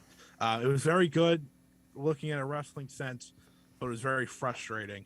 And after the match, which I think probably angers me the most, they moved on from Mayu, that was over, and Unagi Sayaka came out and put down a challenge for Tam, and I wanted to cry. And I was like, oh, this is gonna be so bad. How do you go from Mayu to Unagi? Because of course Unagi beat Tam in the 5-star, so it was always gonna happen. Yeah, but I mean, I wanted it to happen. Yeah. So that's where we're going. I'm hopeful they get another match soon because they deserve. They should go put on something that isn't a draw, that doesn't feel like it's going to be a draw from the moment the match starts.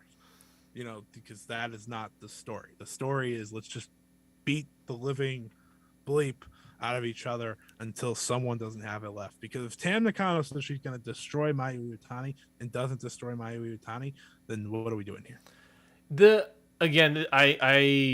I started watching the show. Not started watching the show. I watched this match in the semi-main and the main event as well. And like we've said previously, I am still I'm still getting into the Stardom thing. Yeah. So I vaguely understand. I vaguely know the history between Tam and Mayu. Seen video and I've seen commentary about it, and you've explained it to me before. But with all that, complete agreement. The match could have been a draw if the match was like Shibata Ishii levels of like killing each other for 30 minutes. Right. But it wasn't that. It wasn't that whatsoever. It was a minute or two of staring at each other, which already keeps you in like, oh, we're just doing it. We're going to go as long as possible. This is going to be a long one. My hope grappling. My hope after that was they would just, go and slap the taste out of each other's mouth. Like, yeah. When I was seeing like the Ibushi Okan match where it's 15 minutes of grappling and then like, okay, fuck you, and then just like kill each other. That's what it should have been. There wasn't. I don't want to say heat. There wasn't. Oh, I'm gonna steal this from a podcast. There wasn't hatred. Yeah, they were missing the fire for the first half. Which is insane because the story required it. The story needed it. And I don't think it's the wrestler's fault. I think it's the booking idea of, hey, we need this to be a 30-minute draw. And getting to a draw rather than getting to a finish in 30 minutes is very different. If you have a 30-minute match that is going to have a finish, you're going to wrestle a different style. I think and some people tried to say, well, Utami and Shuri went to a draw. I was like, but this is a very different match. That wasn't the same idea. Like that. That was also the start of a story. Right. Well, yes. It was the main. Yeah. It was the kickoff to a story, but it was also like the continuation of Utami can't beat Shuri. Yeah. That is the whole story going here. Yeah. But Shuri also can't beat Utami by pinning her, which that's what we're going with, and they are trading back and forth, and that was just I thought that match was worked perfectly. Like they did grappling, but that made sense. Mm-hmm. Like there was no reason for grappling, but we can move on because we have a lot of show still left. Yeah, I thought this match, like I said, I thought the match was okay. I thought it was good, but it was disappointing. I think is what we're both kind of trying to say here. World of Stardom title match, no time limit. Utami's going on this big old stink about how she doesn't want any time limits anymore. So she's able to defeat Takumi Iroha 30 minutes and 52 seconds to retain that World of Stardom title. This match flew by for me. Like I didn't realize it was 30.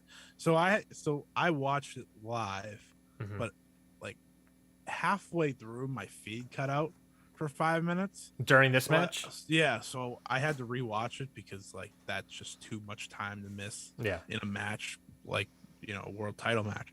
So I rewatched it and I really enjoy it because it's very different from Utami's other matches. Like she was very vicious in this one. She was very methodical. Like she's the underdog working herself up. Yeah. But to me, she felt like the dominant final boss type champion, which I tossed final boss around because of her new entrance and everything. I was about to say. Yeah, that's just what they're doing. And I was talking to someone on Twitter about this, and they made the good point of them going with the idea of let's make Utami the dominant, unbeatable, vicious champion and turn Shuri into the underdog, lovable, let's get this win. It's very interesting to me, but that seems to be the direction they're going because she didn't run through Takumi Iroha, but it kind of felt like that at the end that she did. Like, she dominated. She was this dominant champion. She, she's not holding back anymore. She's transformed from that, champion who's always fighting up to I'm the champion. I'm always on top. And I think that's a very interesting story to tell that can give a different dynamic to her match with Shuri when they finally compete, which my biggest problem with Stardom right now is that match is so far away. Yeah. We're just it's the G1 thing of we're circling until we get there, until we get to the official thing. It's terrible because they have 3 more pay-per-views until then. And they're going to do 2 they've already planned 2 title matches for Utami between then. And I'm sure Shuri is going to try to have more defenses, I guess. Like, well, I don't think the defense of the match happens if Julia's not hurt. But with Julia being hurt, the tag team titles are null and void right now. So, like, they can't go defending them because that easily would have been what they did on pay-per-views. Yeah, you're right. That's probably what they would have done. And then they would have done the Goddess of Stardom Tag League, and then those champions will probably free up the titles off of Shuri and Julia. Yeah, exactly. So I think that's why that is here, and now will probably always be here following the 5-star. But yeah, it's tough because I understand, like, you want to have this at the final big show of the year at the Sumo Hall. Yeah, massive venue. It's the match. But still, it's always crappy when you have to pretty much wait, and every challenger that faces Utami is kind of just like, oh, well, I'm going to give you a great match, but I'm not going to win. Yeah. No, yeah. I thought this match was good. I think what you're talking about before about how Takumi and Utami were sort of even, but then as the match continued on, Utami started to dominate. It goes into the aspect that we talked about before with Utami, where she's got the endurance. Yeah. She is not someone that, like, you can necessarily, if you're going to try to beat her quick, it has to be like you have to just utterly destroy her somehow. Mm-hmm. And even that might be a 20-minute match or something. Right. Utami, she's going to lose in like 70 minutes. That's going to go very far. Oh, it's going to be ridiculous. It's going to be ridiculous. I remember seeing that Dave Meltzer is already hyping up the Shuri Utami match. He's like, this could be match of the year. And I'm like, I'm very happy about that because, like, I firmly believe, like, Meltzer's the reason a lot of promotions that aren't in the United States get popular. Like, I think him giving what he did to Okada versus Omega is the reason New Japan's as popular as it is now. Like, I think that, New Japan had a following, but that made mainstream fans or fans that pay attention to the Observer fully appreciate what was going on there. Mm-hmm. And I think Shuri and Utami can be that. And I think Utami knows that. She even said that. She's like, I want this to be that. Yeah. So the fact that he's hyping it up already, very exciting. They have a lot to live up to because, it's hard to repeat. And I know Omega and Okada did what they did. And, people feel one way or the other about those. But what they did was help change the promotion. You know, change the popularity. So that's really all I want out of this at this point. Yeah, and that is Stardom Osaka Joe Hall. And Hazuki and Micah will be the next competitors for Utami because Hazuki said, I'm calling my shot right off the bat. And it's very upsetting because I would like Hazuki to win the title, and that is not going to happen. No, that's not going to happen. And then who was the other person? Micah. Who beat Utami. That should be a good match. That's a good match. Micah's someone that she's going to put on a good match, and she won't necessarily win the world title there. But I think that's going to be a good match. Yeah, you're right. I mean, come be honest. She's not going to win the world title. Yes, she might win it eventually, but yeah, not yet. Okay, well that is Stardom Osaka Joe Hall. Moving on next to GCW, they had their Fight Club. I get to take over. Yeah, you get to take over hosting you, my friend. Fight Club Mox versus Gage was last night. I watched the pay-per-view. Scotty, you didn't watch it at all, did you? Not a chance. I would. So here's my thing. Do you plan on watching it, or is my review I plan gonna to watch be the main event? I plan to watch the main event. That is it. My review is gonna be the determining factor of what you watch. Yeah, you'll determine if I watch anything else from the show, truthfully. But in the opening match of the night, Alex Zane defeated Leo Rush and Ninja Mac in a 10-minute and 59-second three-way. I know Leo Rush said he was going to show up, but I think it was a total surprise that he opened the show. So yeah, he was announced as a special appearance, and then he just walked out in his gear and it was like, I'm in this match now. We're like, great, cool. Good match. A really good match. I really like this match a lot. I think maybe my match of the night, quite honestly. Wow. Right off the bat, we already got the match of the night. Okay. Yeah, and I'll have thoughts and everything else. But it was very good. I thought this was very good. I thought Leo Rush obviously looks great. I think Alex Zane is just back to where he is in GCW. It's like he just went on vacation for a little bit. It's almost like Alex Zane was like injured, and he's gone for a couple months and then he comes back and he's just back where he was. And Ninja Mac is also great. I think Ninja Mac is doing a good job. I think this was a good spot to put him in. Ninja Mac, I don't know what his ceiling is right now, but he is a guy like Alex Zane, Leo Rush here that you put in your opener to have a great, solid opener match. They did an interesting finish, which was Alex Zane hit Ninja Mac with his shooting star knee move. He has a name for it. I don't recall what it is. But he does that move and then goes for the pin. And as he's going to pin Ninja Mac, Leo Rush climbs the top rope and tries to do like a jumping dive kick. But the referee counts to 3 before Leo Rush can officially jump off the top rope.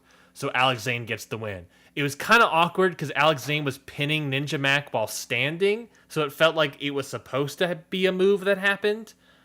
But it felt like it was either a fuck up or a cool finish that you don't see often of like, all it takes is 3 seconds. If Leo Rush had one more second, he would have hit the flying drop kick. So it did kind of feel like a fuck up though, but either way, Alex Zane wins. Sounds like a fuck up. It's GCW after all. You said it, I didn't. Chris Dickinson and Starboy Charlie defeated Joey Janela and Marco Stunt in a whopping 16 minutes and 16 seconds. The reason I couldn't decide if the first match was my match of the night, because this also was a really good match that was up there as match of the night potential. Really? That's rattling to me. I'm not gonna lie to you. Chris Dickinson's great. So yeah, Starboy is pretty good. And Joey Janela and Dickinson have history. Stunt also got thrown around like a ragdoll. Stunt actually got rattled. Legit rattled, like concussion rattled, probably. Oh no! During the match, but he kept going. There was a point where he was just out of the match for like a couple minutes, and then he came back at some point. This was like a great, just like a clusterfuck of a match. Like it was. The match just felt like it was a runaway train on no rails, if that makes sense. Where it was just like, it was like out of control, shit was happening, bodies getting flown around, just slapping, hitting each other. It was very fun. It was a very fun match to watch. Dickinson and Janela were great together. Starboy Charlie and Dickinson are doing this tag team called Eye to Eye, where Dickinson's essentially mentoring Starboy Charlie. So the finish of the match was Dickinson throwing Stunt over to Charlie, telling him to do a brain buster. Charlie does the brain buster, and then Dickinson pins Marco Stunt. So they're doing this thing of Starboy Charlie becoming the mentee of Dickinson, and I like it. I think Starboy Charlie needed something for the next thing, and I like that they're doing Dickinson as his trainer. And I want to see Starboy be that Dickinson kind of kid. I can enjoy that team. I like that team. That's a good. Interesting. Yeah, I would say of the first 2 matches I mentioned, those are the matches of the night I would watch. Oh, good. Oh, good. Jordan Oliver defeated Atticus Kogar. Kogar? Kogar, yeah. Sure. I don't care. 10 minutes and 6 seconds. I think this was a good match. The crowd was definitely on Kogar's side, which was weird because he was 4-4, basically like 4-4-0 broke up, kind of, whatever is happening with them. Kogar's on his own now, but like before he would get booed out of the building because of 4-4-0. But now that they're no longer there and he's by himself, the crowd is on Kogar's side. So it was very weird. They were booing. Jordan Oliver got the win, and they booed him basically out of the building. It was an interesting match. I thought it was pretty good. Production. Oh, my God, Scotty. Oh, my God. I forget. Oh, I remember what the first match was that really annoyed me. Every match had something that annoyed me. Oh, good. Well, that sounds about right to me. That's what I mean by like, well, it's GCW after all. And that's GCW. Every match had something that annoyed me. This match, production. The finish of the match is they had chairs and a door set up outside the ring. Jordan Oliver does a cutter off the top rope onto Kogar through the door on the outside. So like that Myron Reed we were talking about earlier, but, through a door. That was cool. We cut to the replay. So we got picture-in-picture now. Replay to see it happen again. During the smaller picture-in-picture, Jordan Oliver pushes Kogar back into the ring, pins him, 1, 2, 3. All happens in picture-in-picture. The actual pinfall happens during picture-in-picture. And when we come out of it, the referee is like, you just won, Oliver. Yeah. And Oliver's like, I won. Yeah. So, what the hell, production? That's so bad. I get the problem, and here's the thing, is that... Did they just get instant replay? Yeah, they just did. And they've had it for a couple shows now. The production, the quality of the camera work looks good. They got a boom, like a jib and everything, a crane and everything. It looks good. The problem is I don't necessarily want to blame production on here. It's Jordan Oliver is who I want to blame. Jordan Oliver should have been like, they're probably cutting to replay on this cool-ass move, or, told Brett Lauderdale, like, hey, you're going to go to replay on this move, right? And Jordan Oliver, the guy who's in MLW, I guess it doesn't matter because they edit all of this stuff, but he should have sold longer before pushing the guy in and getting the win, because he should have known that this stuff is happening. Know your TV spots. Aren't you on MLW? But again, I guess, they it's taped, so it doesn't matter. But it's just like, they fucked up there. The other thing that annoyed me about the first match was that Kevin Gill was on commentary with Dave Prazak. Dave Prazak is basically now lead commentator. I would argue he was the one leading the shows, and Kevin Gill was more color a little bit. But Kevin Gill kept trying to shoehorn in calling Ninja Mac the Kamikaze. He was like, the Kamikaze, Ninja Mac, Ninja, the Kamikaze Mac. Ninja Mac, otherwise known as the Kamikaze. It's like, shut up. Only you are calling him this. Stop trying to get that over. If that was what Ninja Mac wanted to get over, then you would have informed Dave Prazak about it. Why, like, what are you doing? And he just kept saying it over and over. Goes like, shut up, Kevin Gill. What are you doing, my man? Like, you're the only one doing that. All right, moving on. In the Internet title versus GCW career match, the former GCW Universal Champion Matt Cardona defeated Ep8, who had Ali Catch by his side in 11 minutes in 55 seconds. So before this match, Brett Lauderdale came out, and he was going to... sorry, I just got a text message. I got a text message from Jessie downstairs. Jessie, my girlfriend, she's downstairs. She texted me fucking Guan, Guan, fucking Guan Spider, and I lost it. Giant spider. Oh, no. She is freaking out right now because there's a giant spider. Presumably. Jessie, is it downstairs? Yeah, and I lost it. It ran under the bookcase, and now it's not there. I don't know if you heard that. She just screamed back. I heard it. How? When you say giant, when Jessie thinks of giant, she thinks of like maybe like this big. The size of a quarter is what she's saying. So. Sorry to interrupt. No, it's fine. No, it's fine. I just wanted to point that out. I didn't have to bring up your text message. I just saw that. Do you want me to help? Or you? I can't find it. She's freaking out. That's not good. Carry on. I'll be fine. Okay, she said carry on. So Okay. Jesse's a big girl. She'll figure it out. She really wants you to talk about Matt Cardona versus Effie, I guess. Yeah. I don't. Before the match, Brett Lauderdale was Yeah. going to do a special announcement. Matt Cardona interrupts. Then Effie comes out and they do the match. Match was fine. Match was fine. I think it was it was a fine, good match. Do that sort of thing. Who's Zack Ryder? Yeah, I think Matt Cardona is perfect for GCW. His character is perfect for GCW. I think he's doing really great work, some of the best work in his career, I would argue, which is a weird statement to say. Doesn't take much. It doesn't take much. You know, he hasn't done much, I guess, in his career. That was a fucking car alarm. What is happening? What is happening? We're off the rails. My house isn't. Was that our car, Jesse? What the fuck is happening? God. We're off the rails, ladies. and The gentlemen. universe doesn't want me to talk about this match anymore. We're moving on. All right. So in the 7-way scramble match, Jimmy Lloyd defeated ASF, Braden Lee, Calvin Tankman, Dante Leone, Gringo Loco, and the surprise Thunder Rosa. Yeah, Thunder Rosa came out here as a surprise 7th entrant. That was a big pop for her. Match was also fine. I thought this match was pretty good, actually. It was Thunder Rosa, I did her part well.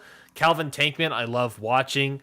Jimmy Lloyd gets the win in the scramble because he's like the scramble god for GCW, so I get that. Everyone else I think kind of looked good. You know, it wasn't like a blowaway sort of thing, but I thought it was pretty good. I enjoyed it.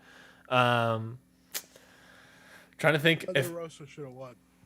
Thunder Rosa winning. I don't know because it was Jimmy Lloyd that pinned ASF, and ASF is just like the tiny little. What's up? Thunder Rosa should win because she doesn't even win on AEW. Oh She's yeah, my supposed to apologies. win. My apologies. You're correct. Thunder, but her being in there was good. There was like a tiny little botch that happened at one point with Rosa and I think ASF, where it was just they were kind of doing a lucha move and it didn't really work out well. She did some cool stuff off the top rope, which was pretty cool. You didn't really necessarily see. She did like a flying tornado onto like a group of people, which is very cool. It was nice seeing Thunder Rosa in this spot. Big pop. Yeah, no, it was a scramble. We're coming back from intermission. Scramble. I thought it was pretty good. Scramble.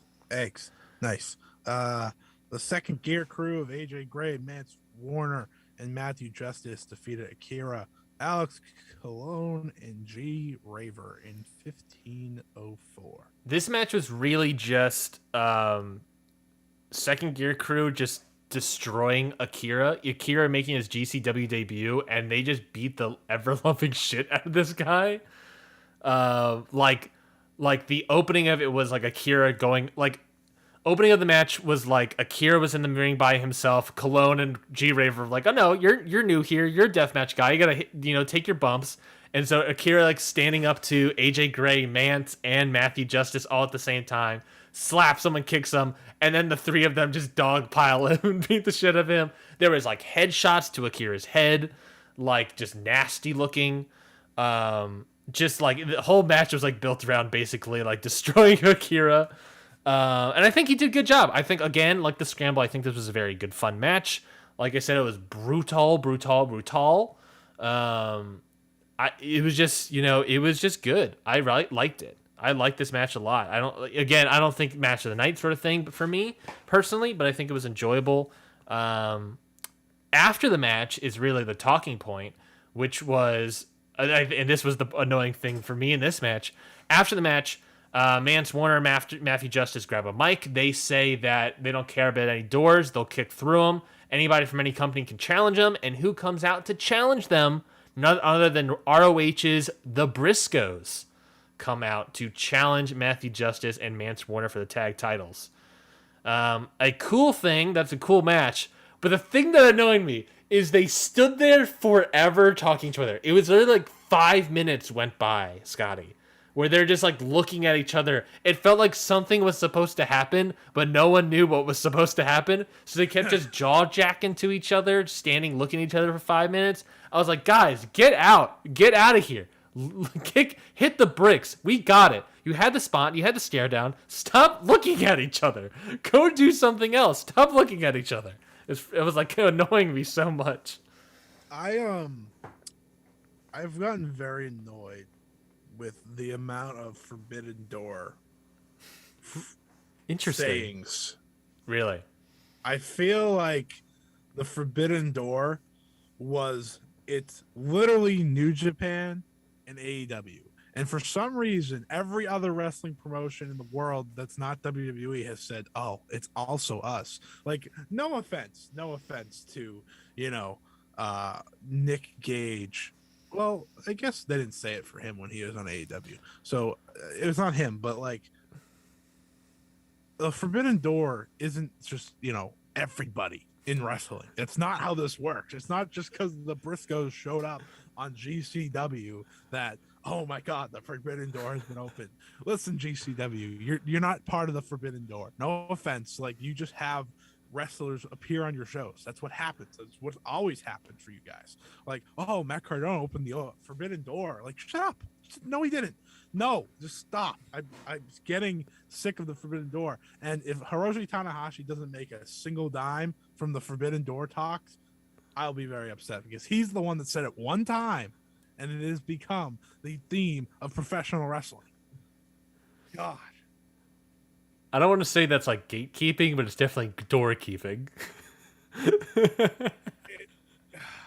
Whatever. I don't care. I'm just so sick. No, I understand what you're saying, though. I've gotten to a point where the Forbidden Door is not forbidden anymore. like it's just the door. It's open all the time now, clearly. So just like, everyone shares wrestlers, which is great. That's awesome that we're all working together.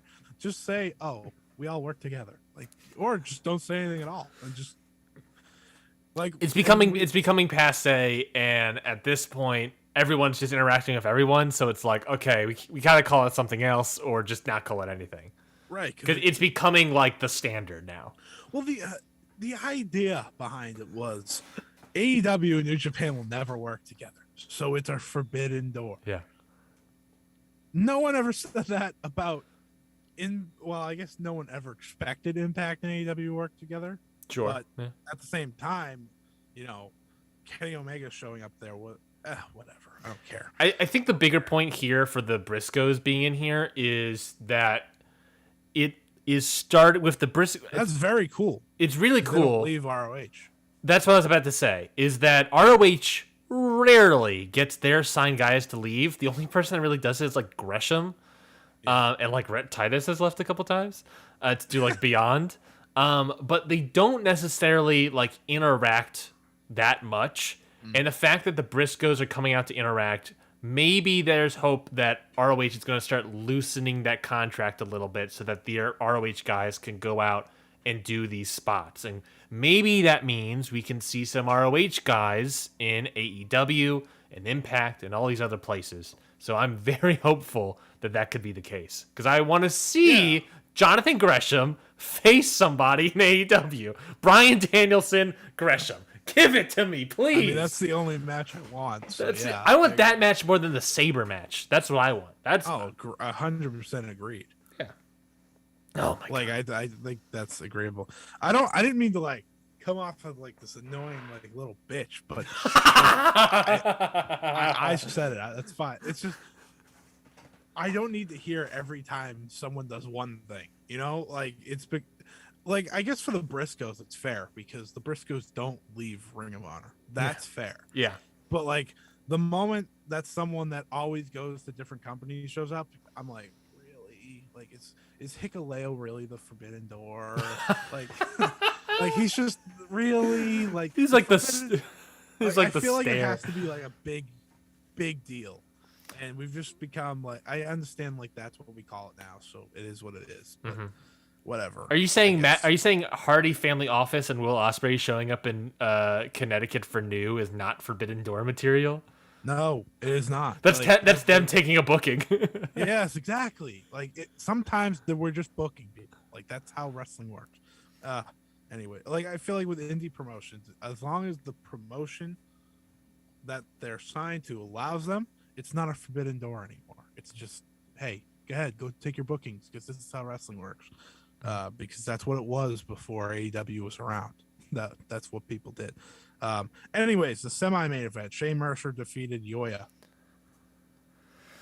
I don't like this match. No, I don't know why you would. It was 15 minutes, and I don't know why. It should have been 5. This match, I'm going to describe this as a GIF match. Because what? a GIF match? Oh, GIF. Some people might call it a GIF match.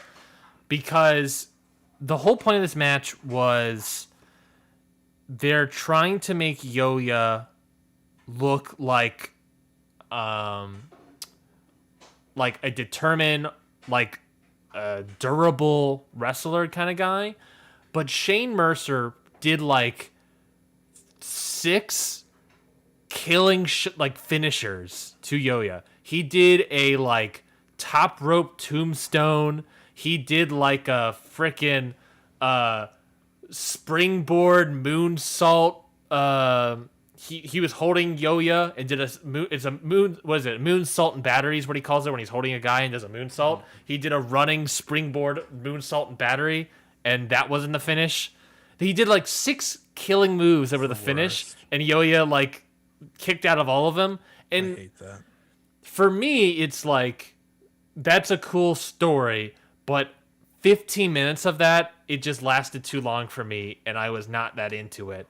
And like I said, it was a gift spot because the cool other gift thing that you're gonna see flying around is literally Shane Mercer picking up Yoya, shoulder pressing him, running and throwing him as far as can be into the crowd. It looked awful, but like I said, the best thing that came in this match was gonna get a lot of cool gifts of Shane Mercer doing cool shit. And Shane Mercer's awesome. I love Shane Mercer. But it was like, come on, guys. Why are we watching 15 minutes of them doing this stuff? This match should have been 5. What are we doing here? It's like Yoya is still like a 5-0 kid. But he's determined. And he's durable. And all these things. But it's like, I don't know. Realism goes out the window a little bit for me. Goes out the forbidden door for me, if you will. And that's just my personal opinion on that. So it was a spot fest. Spot fest for Shane Mercer alone. Interesting. For 15 minutes. It was cool. I love seeing Shane Mercer, but I want to see Shane Mercer do that with KTB by his side, and they're just kicking Yokai's ass or something for 5 minutes. That's what I want to see. I don't want to see Shane Mercer in singles match winning a match in 15 minutes to Yoya. What are we doing here? I don't know. All right, main event. GCW World Championship. It's a death match, of course, because Jon Moxley successfully defended the title, defeating Nick Gage in 19 minutes and 22 seconds. I think this was probably GCW's most anticipated match of the year, if I had to go off the top of my head. Either that or Cardona and Gage, maybe, but that was or even the Ricky Shane Page and Gage match from right. I think for mainstream, of course, Moxley was the guy that brought people in. Yeah. This match, I should say, there's some other things I'll get to before we talk to this match, but go ahead. Do you like death matches? I enjoy them. I think it can be hit or miss for me sometimes because it really depends on the people. Because I think death matches right now are like becoming like the thing that all the cool kids want to do, but it's not everyone can do it. Right. Like I think Matt Cardona did a good job, but like he did in a way like an anti-death match for a little bit, and that was like the cool draw of it. Yeah. Alex Cologne's great. Shane Page, who's not really doing that much anymore, is also good at it. But it's not everyone can do it, and so it's one of those things. So their deathmatch title isn't even in GCW right now. No, it is because Drew Parker has it. Yes, it's in Japan right now. Yeah, I like Drew Parker, honestly. I just looked up to see if Drew Parker's still- great. Drew Parker's great. I was at this seeing match. if he still was champion because I remember watching the match that he won it, and I was like, wait a minute, why did they give him the belt? He's Yeah. not going to be around, and he still hasn't, and he hasn't. I don't think maybe he defended it once. I think it was the day after he won it, maybe. Yeah. But otherwise, yeah, that's interesting. But yeah, tell me about the big match, the match that everyone was so. Before we actually get to the big match, this was the spot. Yeah, this was the announcement. Brett Lauderdale comes out. He announces that they broke attendance records at this show as well, which is awesome. They didn't say what the number was, but they super sold out the show because of the Forbidden Door. You're welcome. John Moxley showed up. We should probably just take out my rant so I don't get ended by every real promotion in wrestling. That'd be great. Nah, I said Jungle Boy doesn't belong in the four pillars of AEW, so who cares? Yeah, An opinion is opinion. You can't be wrong about an opinion unless it's a bad opinion, in which case you can be. Anyways, so they had an attendance record, which they announced. They said they broke their previous record in the same building, so that's cool. But the big announcement is that GCW will be running the Hammerstein Ballroom January 23rd in New York, of course. I already know that it looks like, based on our Slack, that Mikey, Lauren, and Zach of Countout as well will all be attempting to attend if their tickets don't get sold out immediately. There's a Hammerstein. Hammerstein, obviously notorious for being a huge Ring of Honor arena. It hasn't been really used in wrestling as of late, but now, especially with Ring of Honor not selling the Hammerstein as much. But the fact that GCW they put out a great video for it as well as the announcement, where it's basically like videos of all of their like key wrestlers basically like saying things that they were told, Effie's being like, you got to tone it down, it's too gay. Chris Dickinson being like, you're too violent, you're going to hurt somebody. It was really good. It was a really good video. I was impressed. Yeah, it was a really great video. Go out of your way and watch it. But it was, and then the cool Avengers shot at the end. But booking the Hammerstein is great. It shows like how big GCW has gotten, honestly. I always think back to One Night Stand, ACW One Night Stand. Like that's what popped into my head when they announced this. So it's going to be the same energy too. Yeah, because I think GCW fits that crowd very well, and I think it should be a very special show. I hope they have a big card for it. I hope it's not a sense of just like putting together a normal GCW card. Like they should go all out to make this as big as possible. I think people are gonna go because it's Hammerstein and that's just big as is, but it's a moment. Put the card together, like deliver the best GCW show you can. It's kind of like open the Forbidden Door. It's kind of like when that's my new gimmick now. New Japan and Ring of I love it. When New Japan and Ring of Honor ran Madison Square Garden, where it's like Bring Evil. Screw the Briscoes. Evil, Adam Cole, Bullet Club for life, baby. Singles match, death match. No, don't do that. Please don't do that. Glass ceiling match. Basically, it's like when New Japan and Ring of Honor ran Madison Square Garden, where it's like, oh, people are gonna go because it's a monumentous event, but also you got to put on a great card. Yeah, be more of the New Japan side than the Ring of Honor side when it comes to that card. Yeah, so I think they're gonna have a big match, big show. It seems like the initial thoughts would be the Briscoes match. For the tag team titles, that would be probably something that could help sell, and having the Briscoes there also brings back to the Ring of Honor history there. And going into the main event, it will probably be the sequel of Jon Moxley versus Nick Gage will happen at Hammerstein. Wait. How many ECW people show up? Oh, Blue Meanie will be there. He'll be in the scramble probably. I wouldn't be shocked if they brought Sandman in. Oh man, yeah, no, it wouldn't surprise me. When he was in the stands, and that's one of the cooler moments. And I'm not like a Sandman fan, but that was just wicked cool. They're gonna do a 6-man tag where it's ECW original guys versus GCW guys, and Jordan Oliver is gonna be one of the GCW guys. I'm gonna call it now. That specific. So going into the main event, I think that Hammerstein's gonna be the sequel to this match, and I hope it's the sequel. Because I think this match needs a sequel. Because This match wasn't that good. Oh, baby. This match was super violent and super bloody. And Isn't that the point? yeah, and Moxley bled like a stuffed pig.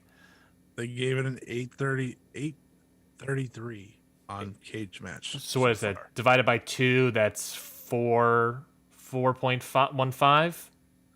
I'm not that high. I don't think it was 29 now since there's been 2 votes put in since. I'm not that high on this match. I'm super low in this match. And part of the reason you to be. Well, I thought this match was very good. Part of it is that Star rating, give it to me now. You want it? I want it because you said you're super low on it, and right now it's at like a 4.1 for everyone else. I gave it 2.5 stars.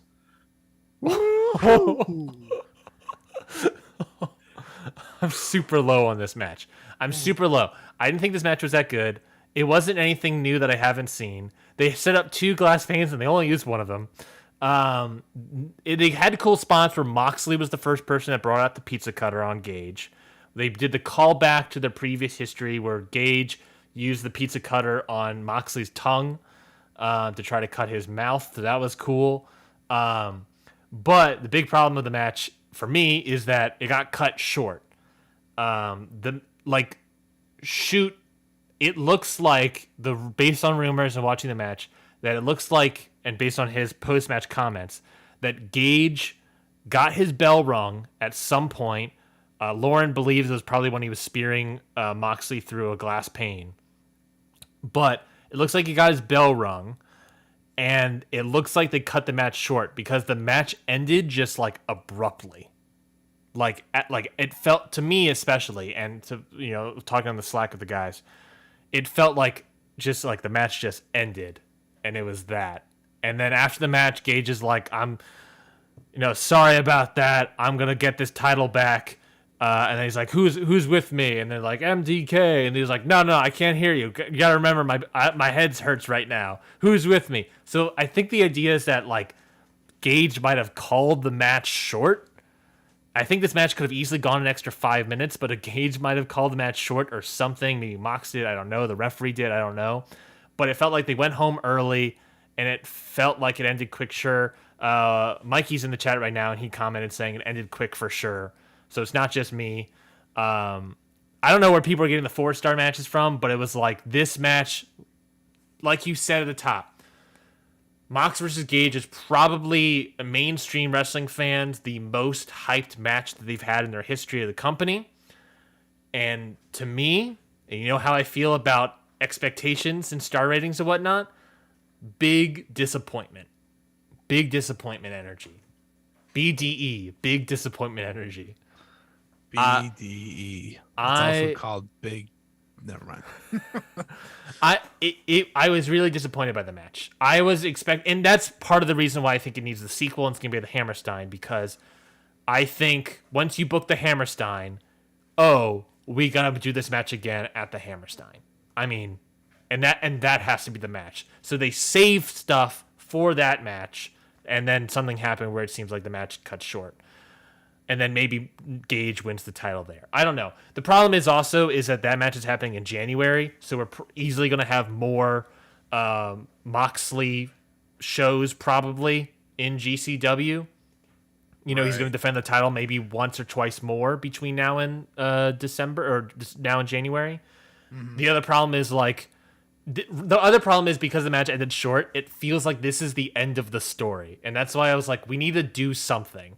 Because we're not like Gage. Okay, Gage lost. He lost what pretty much was a clean loss. Right. He went through a pane of glass. He lost. That was it. And it's like, great. Where does Gage go now? He says he's gonna go. He's gonna keep fighting for it, but he lost. Mox, he can move on to the next challenger. Who the fuck is the next challenger? Effie seems the most viable option. Oh, we didn't even talk about it with Effie because the World Universe didn't want me to do it. Matt Cardona won because Chelsea Green popped up and hit Effie in the balls. So I was going to say Effie would be a good option for Moxley because he's the only person that feels like could be something. because he lost the title. He can go up to the world title, but he seems occupied with Matt Cardona and Chelsea Green right now. So it looks like, the Hammerstein match is probably going to be Matt Cardona and Chelsea Green versus Alley Catch and Effie. That will probably be the Hammerstein match. This entire show to me was kind of disappointing. Each match had something that annoyed me. Kevin Gill got off commentary. Dave Prazak was awesome. I think Dave Prazak did a good job. Mick Foley did a great job in the main event, and Kevin Gill was on his good behavior when Mick Foley was there. But I would prefer the commentary team to be Mick Foley and Dave Prazak moving forward. I wouldn't mind that, honestly. Oh my God.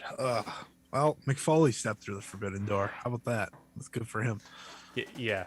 That's kind of crazy though that he was there. Good for him. That's like really cool. He did before the main event. He did a little promo, just like how Ric Flair did a promo at NWA. So it was kind of nice. It was also very weird because he said that like the match was so exciting that he wore a fanny pack in case he got a boner. And I was like, okay, maybe I shouldn't do the Ric Flair comparison. So I don't know Mick Foley. I don't know. It should have just ended this show there. Yeah. No. But Mick Foley, I don't know why. It was very weird. It was like I was expecting him to cut like a solid promo, and it was just him like, "Let me be serious for a second. Fuck Matt Cardona," and I was like, and then it got a big pop, and I was like, okay. I was hoping it'd be like more of a love letter, and now we're just kind of doing cheap pops. Mick, what are we doing? Yeah. Well, that sounds like a show. That was certainly a show. I would recommend the main event just to watch it because, and I would recommend the first two matches. Other than that, maybe I would also recommend Matt Cardona, Effie. But other than that, I don't know how much I would recommend from this show. Mikey in chat would want me to show respect to Alley Catch and Effie because they do have a tag team name, and I did not say it. So, is there anything else we need to talk about for today? We went long. We went very long. I don't think we have anything left. Yeah, we were left in the tank. We were going to talk about Beyond. Uncharted had officially started, and I watched the show and I had thoughts. Quick thoughts were that Alex Shelley and Daniel Garcia was a great match.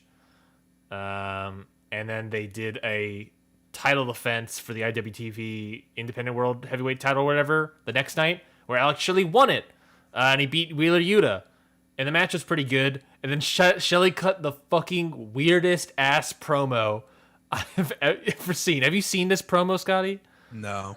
It's weird. He basically dunks on people that have dreams. I don't know.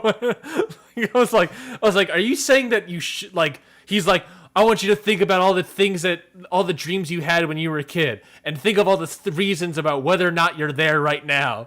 And I was like, are you turning heel, Shelley? And he's like, my dreams to be a wrestler, and I'm here. But it was like so fucking weird. I was like, what are you talking about, dude? This Alex Shelley. Why is he not back at Impact? I think he left Impact because of the his what is he, a nurse or something? I think he's a registered nurse, and I think because the pandemic got more, he left before like the second thing in the winter. Right. But clearly he can like leave now. So why is he not back? I think based on that promo, which is weird as hell, he prefers independent wrestling right now. He likes independent wrestling. He would rather do that. But I want the Motor City Machine Guns. I know, man. I want them to go through the forbidden door. I want Alex Shelley. I was thinking the other day about, if Sammy Guevara is going to defend his title against a bunch of like dumb jock wrestlers. Sorry. Yeah. Do it every time. Sammy Guevara. If he's going to do with the shot. Sorry. If he's going to defend his title against a bunch of dumb jock wrestlers like Bobby Fish, then let's put Davey Richards in there. Let's put Alex Shelley in there. Let's fucking go, dude. Let's do it. Why not? That's what I want to see. Forbidden Door my ass. Well, now the Forbidden Door is the best. Well, okay. We gotta go back to the Forbidden Door talk for a second. We gotta wrap the show, man. What do you can't do this? This has been bothering me. I like the Forbidden Door. Okay, like this isn't me saying I hate it. Okay? Are you defending yourself? I have to defend myself because I freaked out, and I just want to make the point that the Forbidden Door is great. I just don't want to hear the term Forbidden Door all the time. God. Unless Tanahashi gets all the money, then you can say it all the time. You can say it however much you want. Because think about this. Think about how many times people say it, right? Yeah. Tanahashi would be a zillionaire because the amount of times people say it. Like, he would have so much money. I just wanted to say that. I mean, that's fair, man. I don't blame you whatsoever. All right, before we get off, what Plugs. Match of the weeks. one? I'm asking you first. We're changing this up because I said so. That's the bottom line. What is happening to you? I don't know. I'm way off now. I'm tired. I think I'm dead. Don't even act like I'm here. I'm not even here. I think you did that bit last time, and I got freaked out because I was like, "You got to interact with me, man. I'm gonna lose my cord." Oh, right. Okay. So Ryan, what was your match of the week? My match of the week. I'm looking over my match ratings to see what I had as my highest rated match. What a mark. And it's a tie between 3 matches, so I'm trying to pick real quick. Crap. What is the star rating? They're all tied at 4. Woo, baby. I think I'm going to go with. I'm trying to think. Promotion, then let me guess. Go ahead. Well, you have to tell me the promotion. Oh, well, it's a tie between New Japan, and AEW. Oh. Okay. Well, I have to tell you which one. I have to guess which. So you have to tell me which one you pick, and then the promotion, and then I'll try to guess.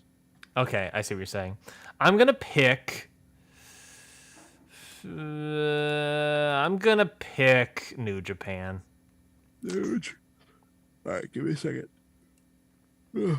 Sorry, I'm yawning. How dare you? We're about to close the show, and you're yawning. Doesn't look like Evil had a match of top caliber, unfortunately. So Okada versus Sonata.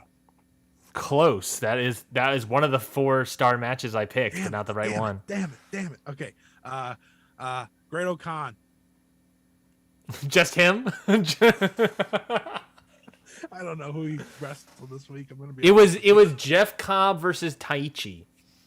I'm slightly behind on the G1 Climax. I heard the the Kota Ibushi Great O'Khan match was really good, and Great O'Khan is actually stepping up in a great way right now.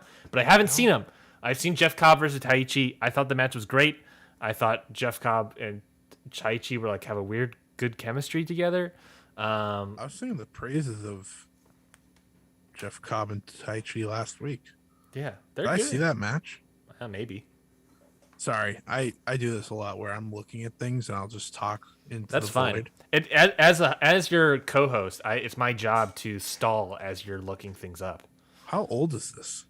That match, Jeff Cobb versus Taichi. That was on night 10. That was the 4th. So that was on Monday. 4th. Oh, so I definitely didn't watch it. Oh, then there we go. It was a good match. Ooh. If you watched I didn't watch it. If you watched Okada versus Sonata, you didn't watch Cobb versus Taichi? I didn't watch either one. Oh, I just was guessing. I didn't watch it. I'm behind like nobody's business. I'll catch up someday. I have to catch up for next week actually. So yeah. I gotta catch up too. I gotta catch up on Impact and G1 Climax. Oh boy. See yeah, whatever. You can say your plugs to end the show because that's how you end the show. But I will go. I will do Miyu Yamashita versus Maki Ito from Wrestle Princess 2. That was one of my favorite matches of the entire year. Lots of story in it. If you follow the story of Maki Ito, for all those people that don't understand, Maki Ito is actually very good, and she is better than Britt Baker. So I don't want to hear it. Sorry, there was this whole thing on Twitter. Very good storytelling match. That's what TJPW does well. TJPW is not for everybody, but Miyu Yamashita is, their ace. She is one of the absolute best, and Maki Ito is very easy to cheer for. The only slight term was I guess it wasn't bad. None of it was bad. It was a great match, one of the best all year. So that's my match the week. I almost said year, and I was like, that's not true. Anyways, I'm rambling. So yeah, follow me at Scott E Wrestling on Twitter, and goodbye. You can I mean, I gotta do my plugs. Right? He's already gone. He left the room. He left the Zoom. He's dead. He's Adam Cole now. He's dead. You can follow me on Twitter at Ryan Neitzey. You can follow the network at CountOutPod.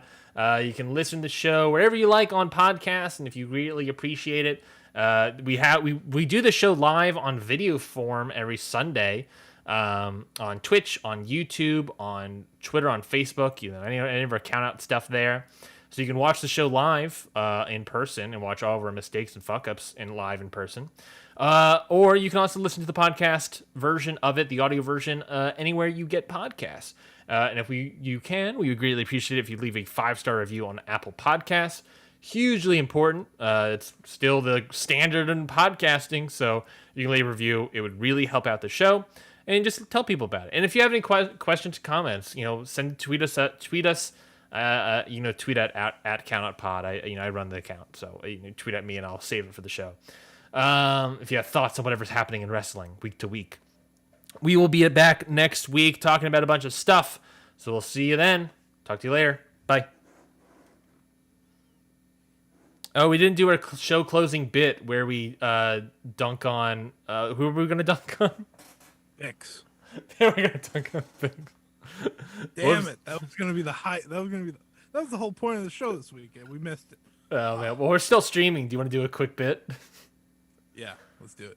And you can leave a comment or question, and if you what did Bix do again?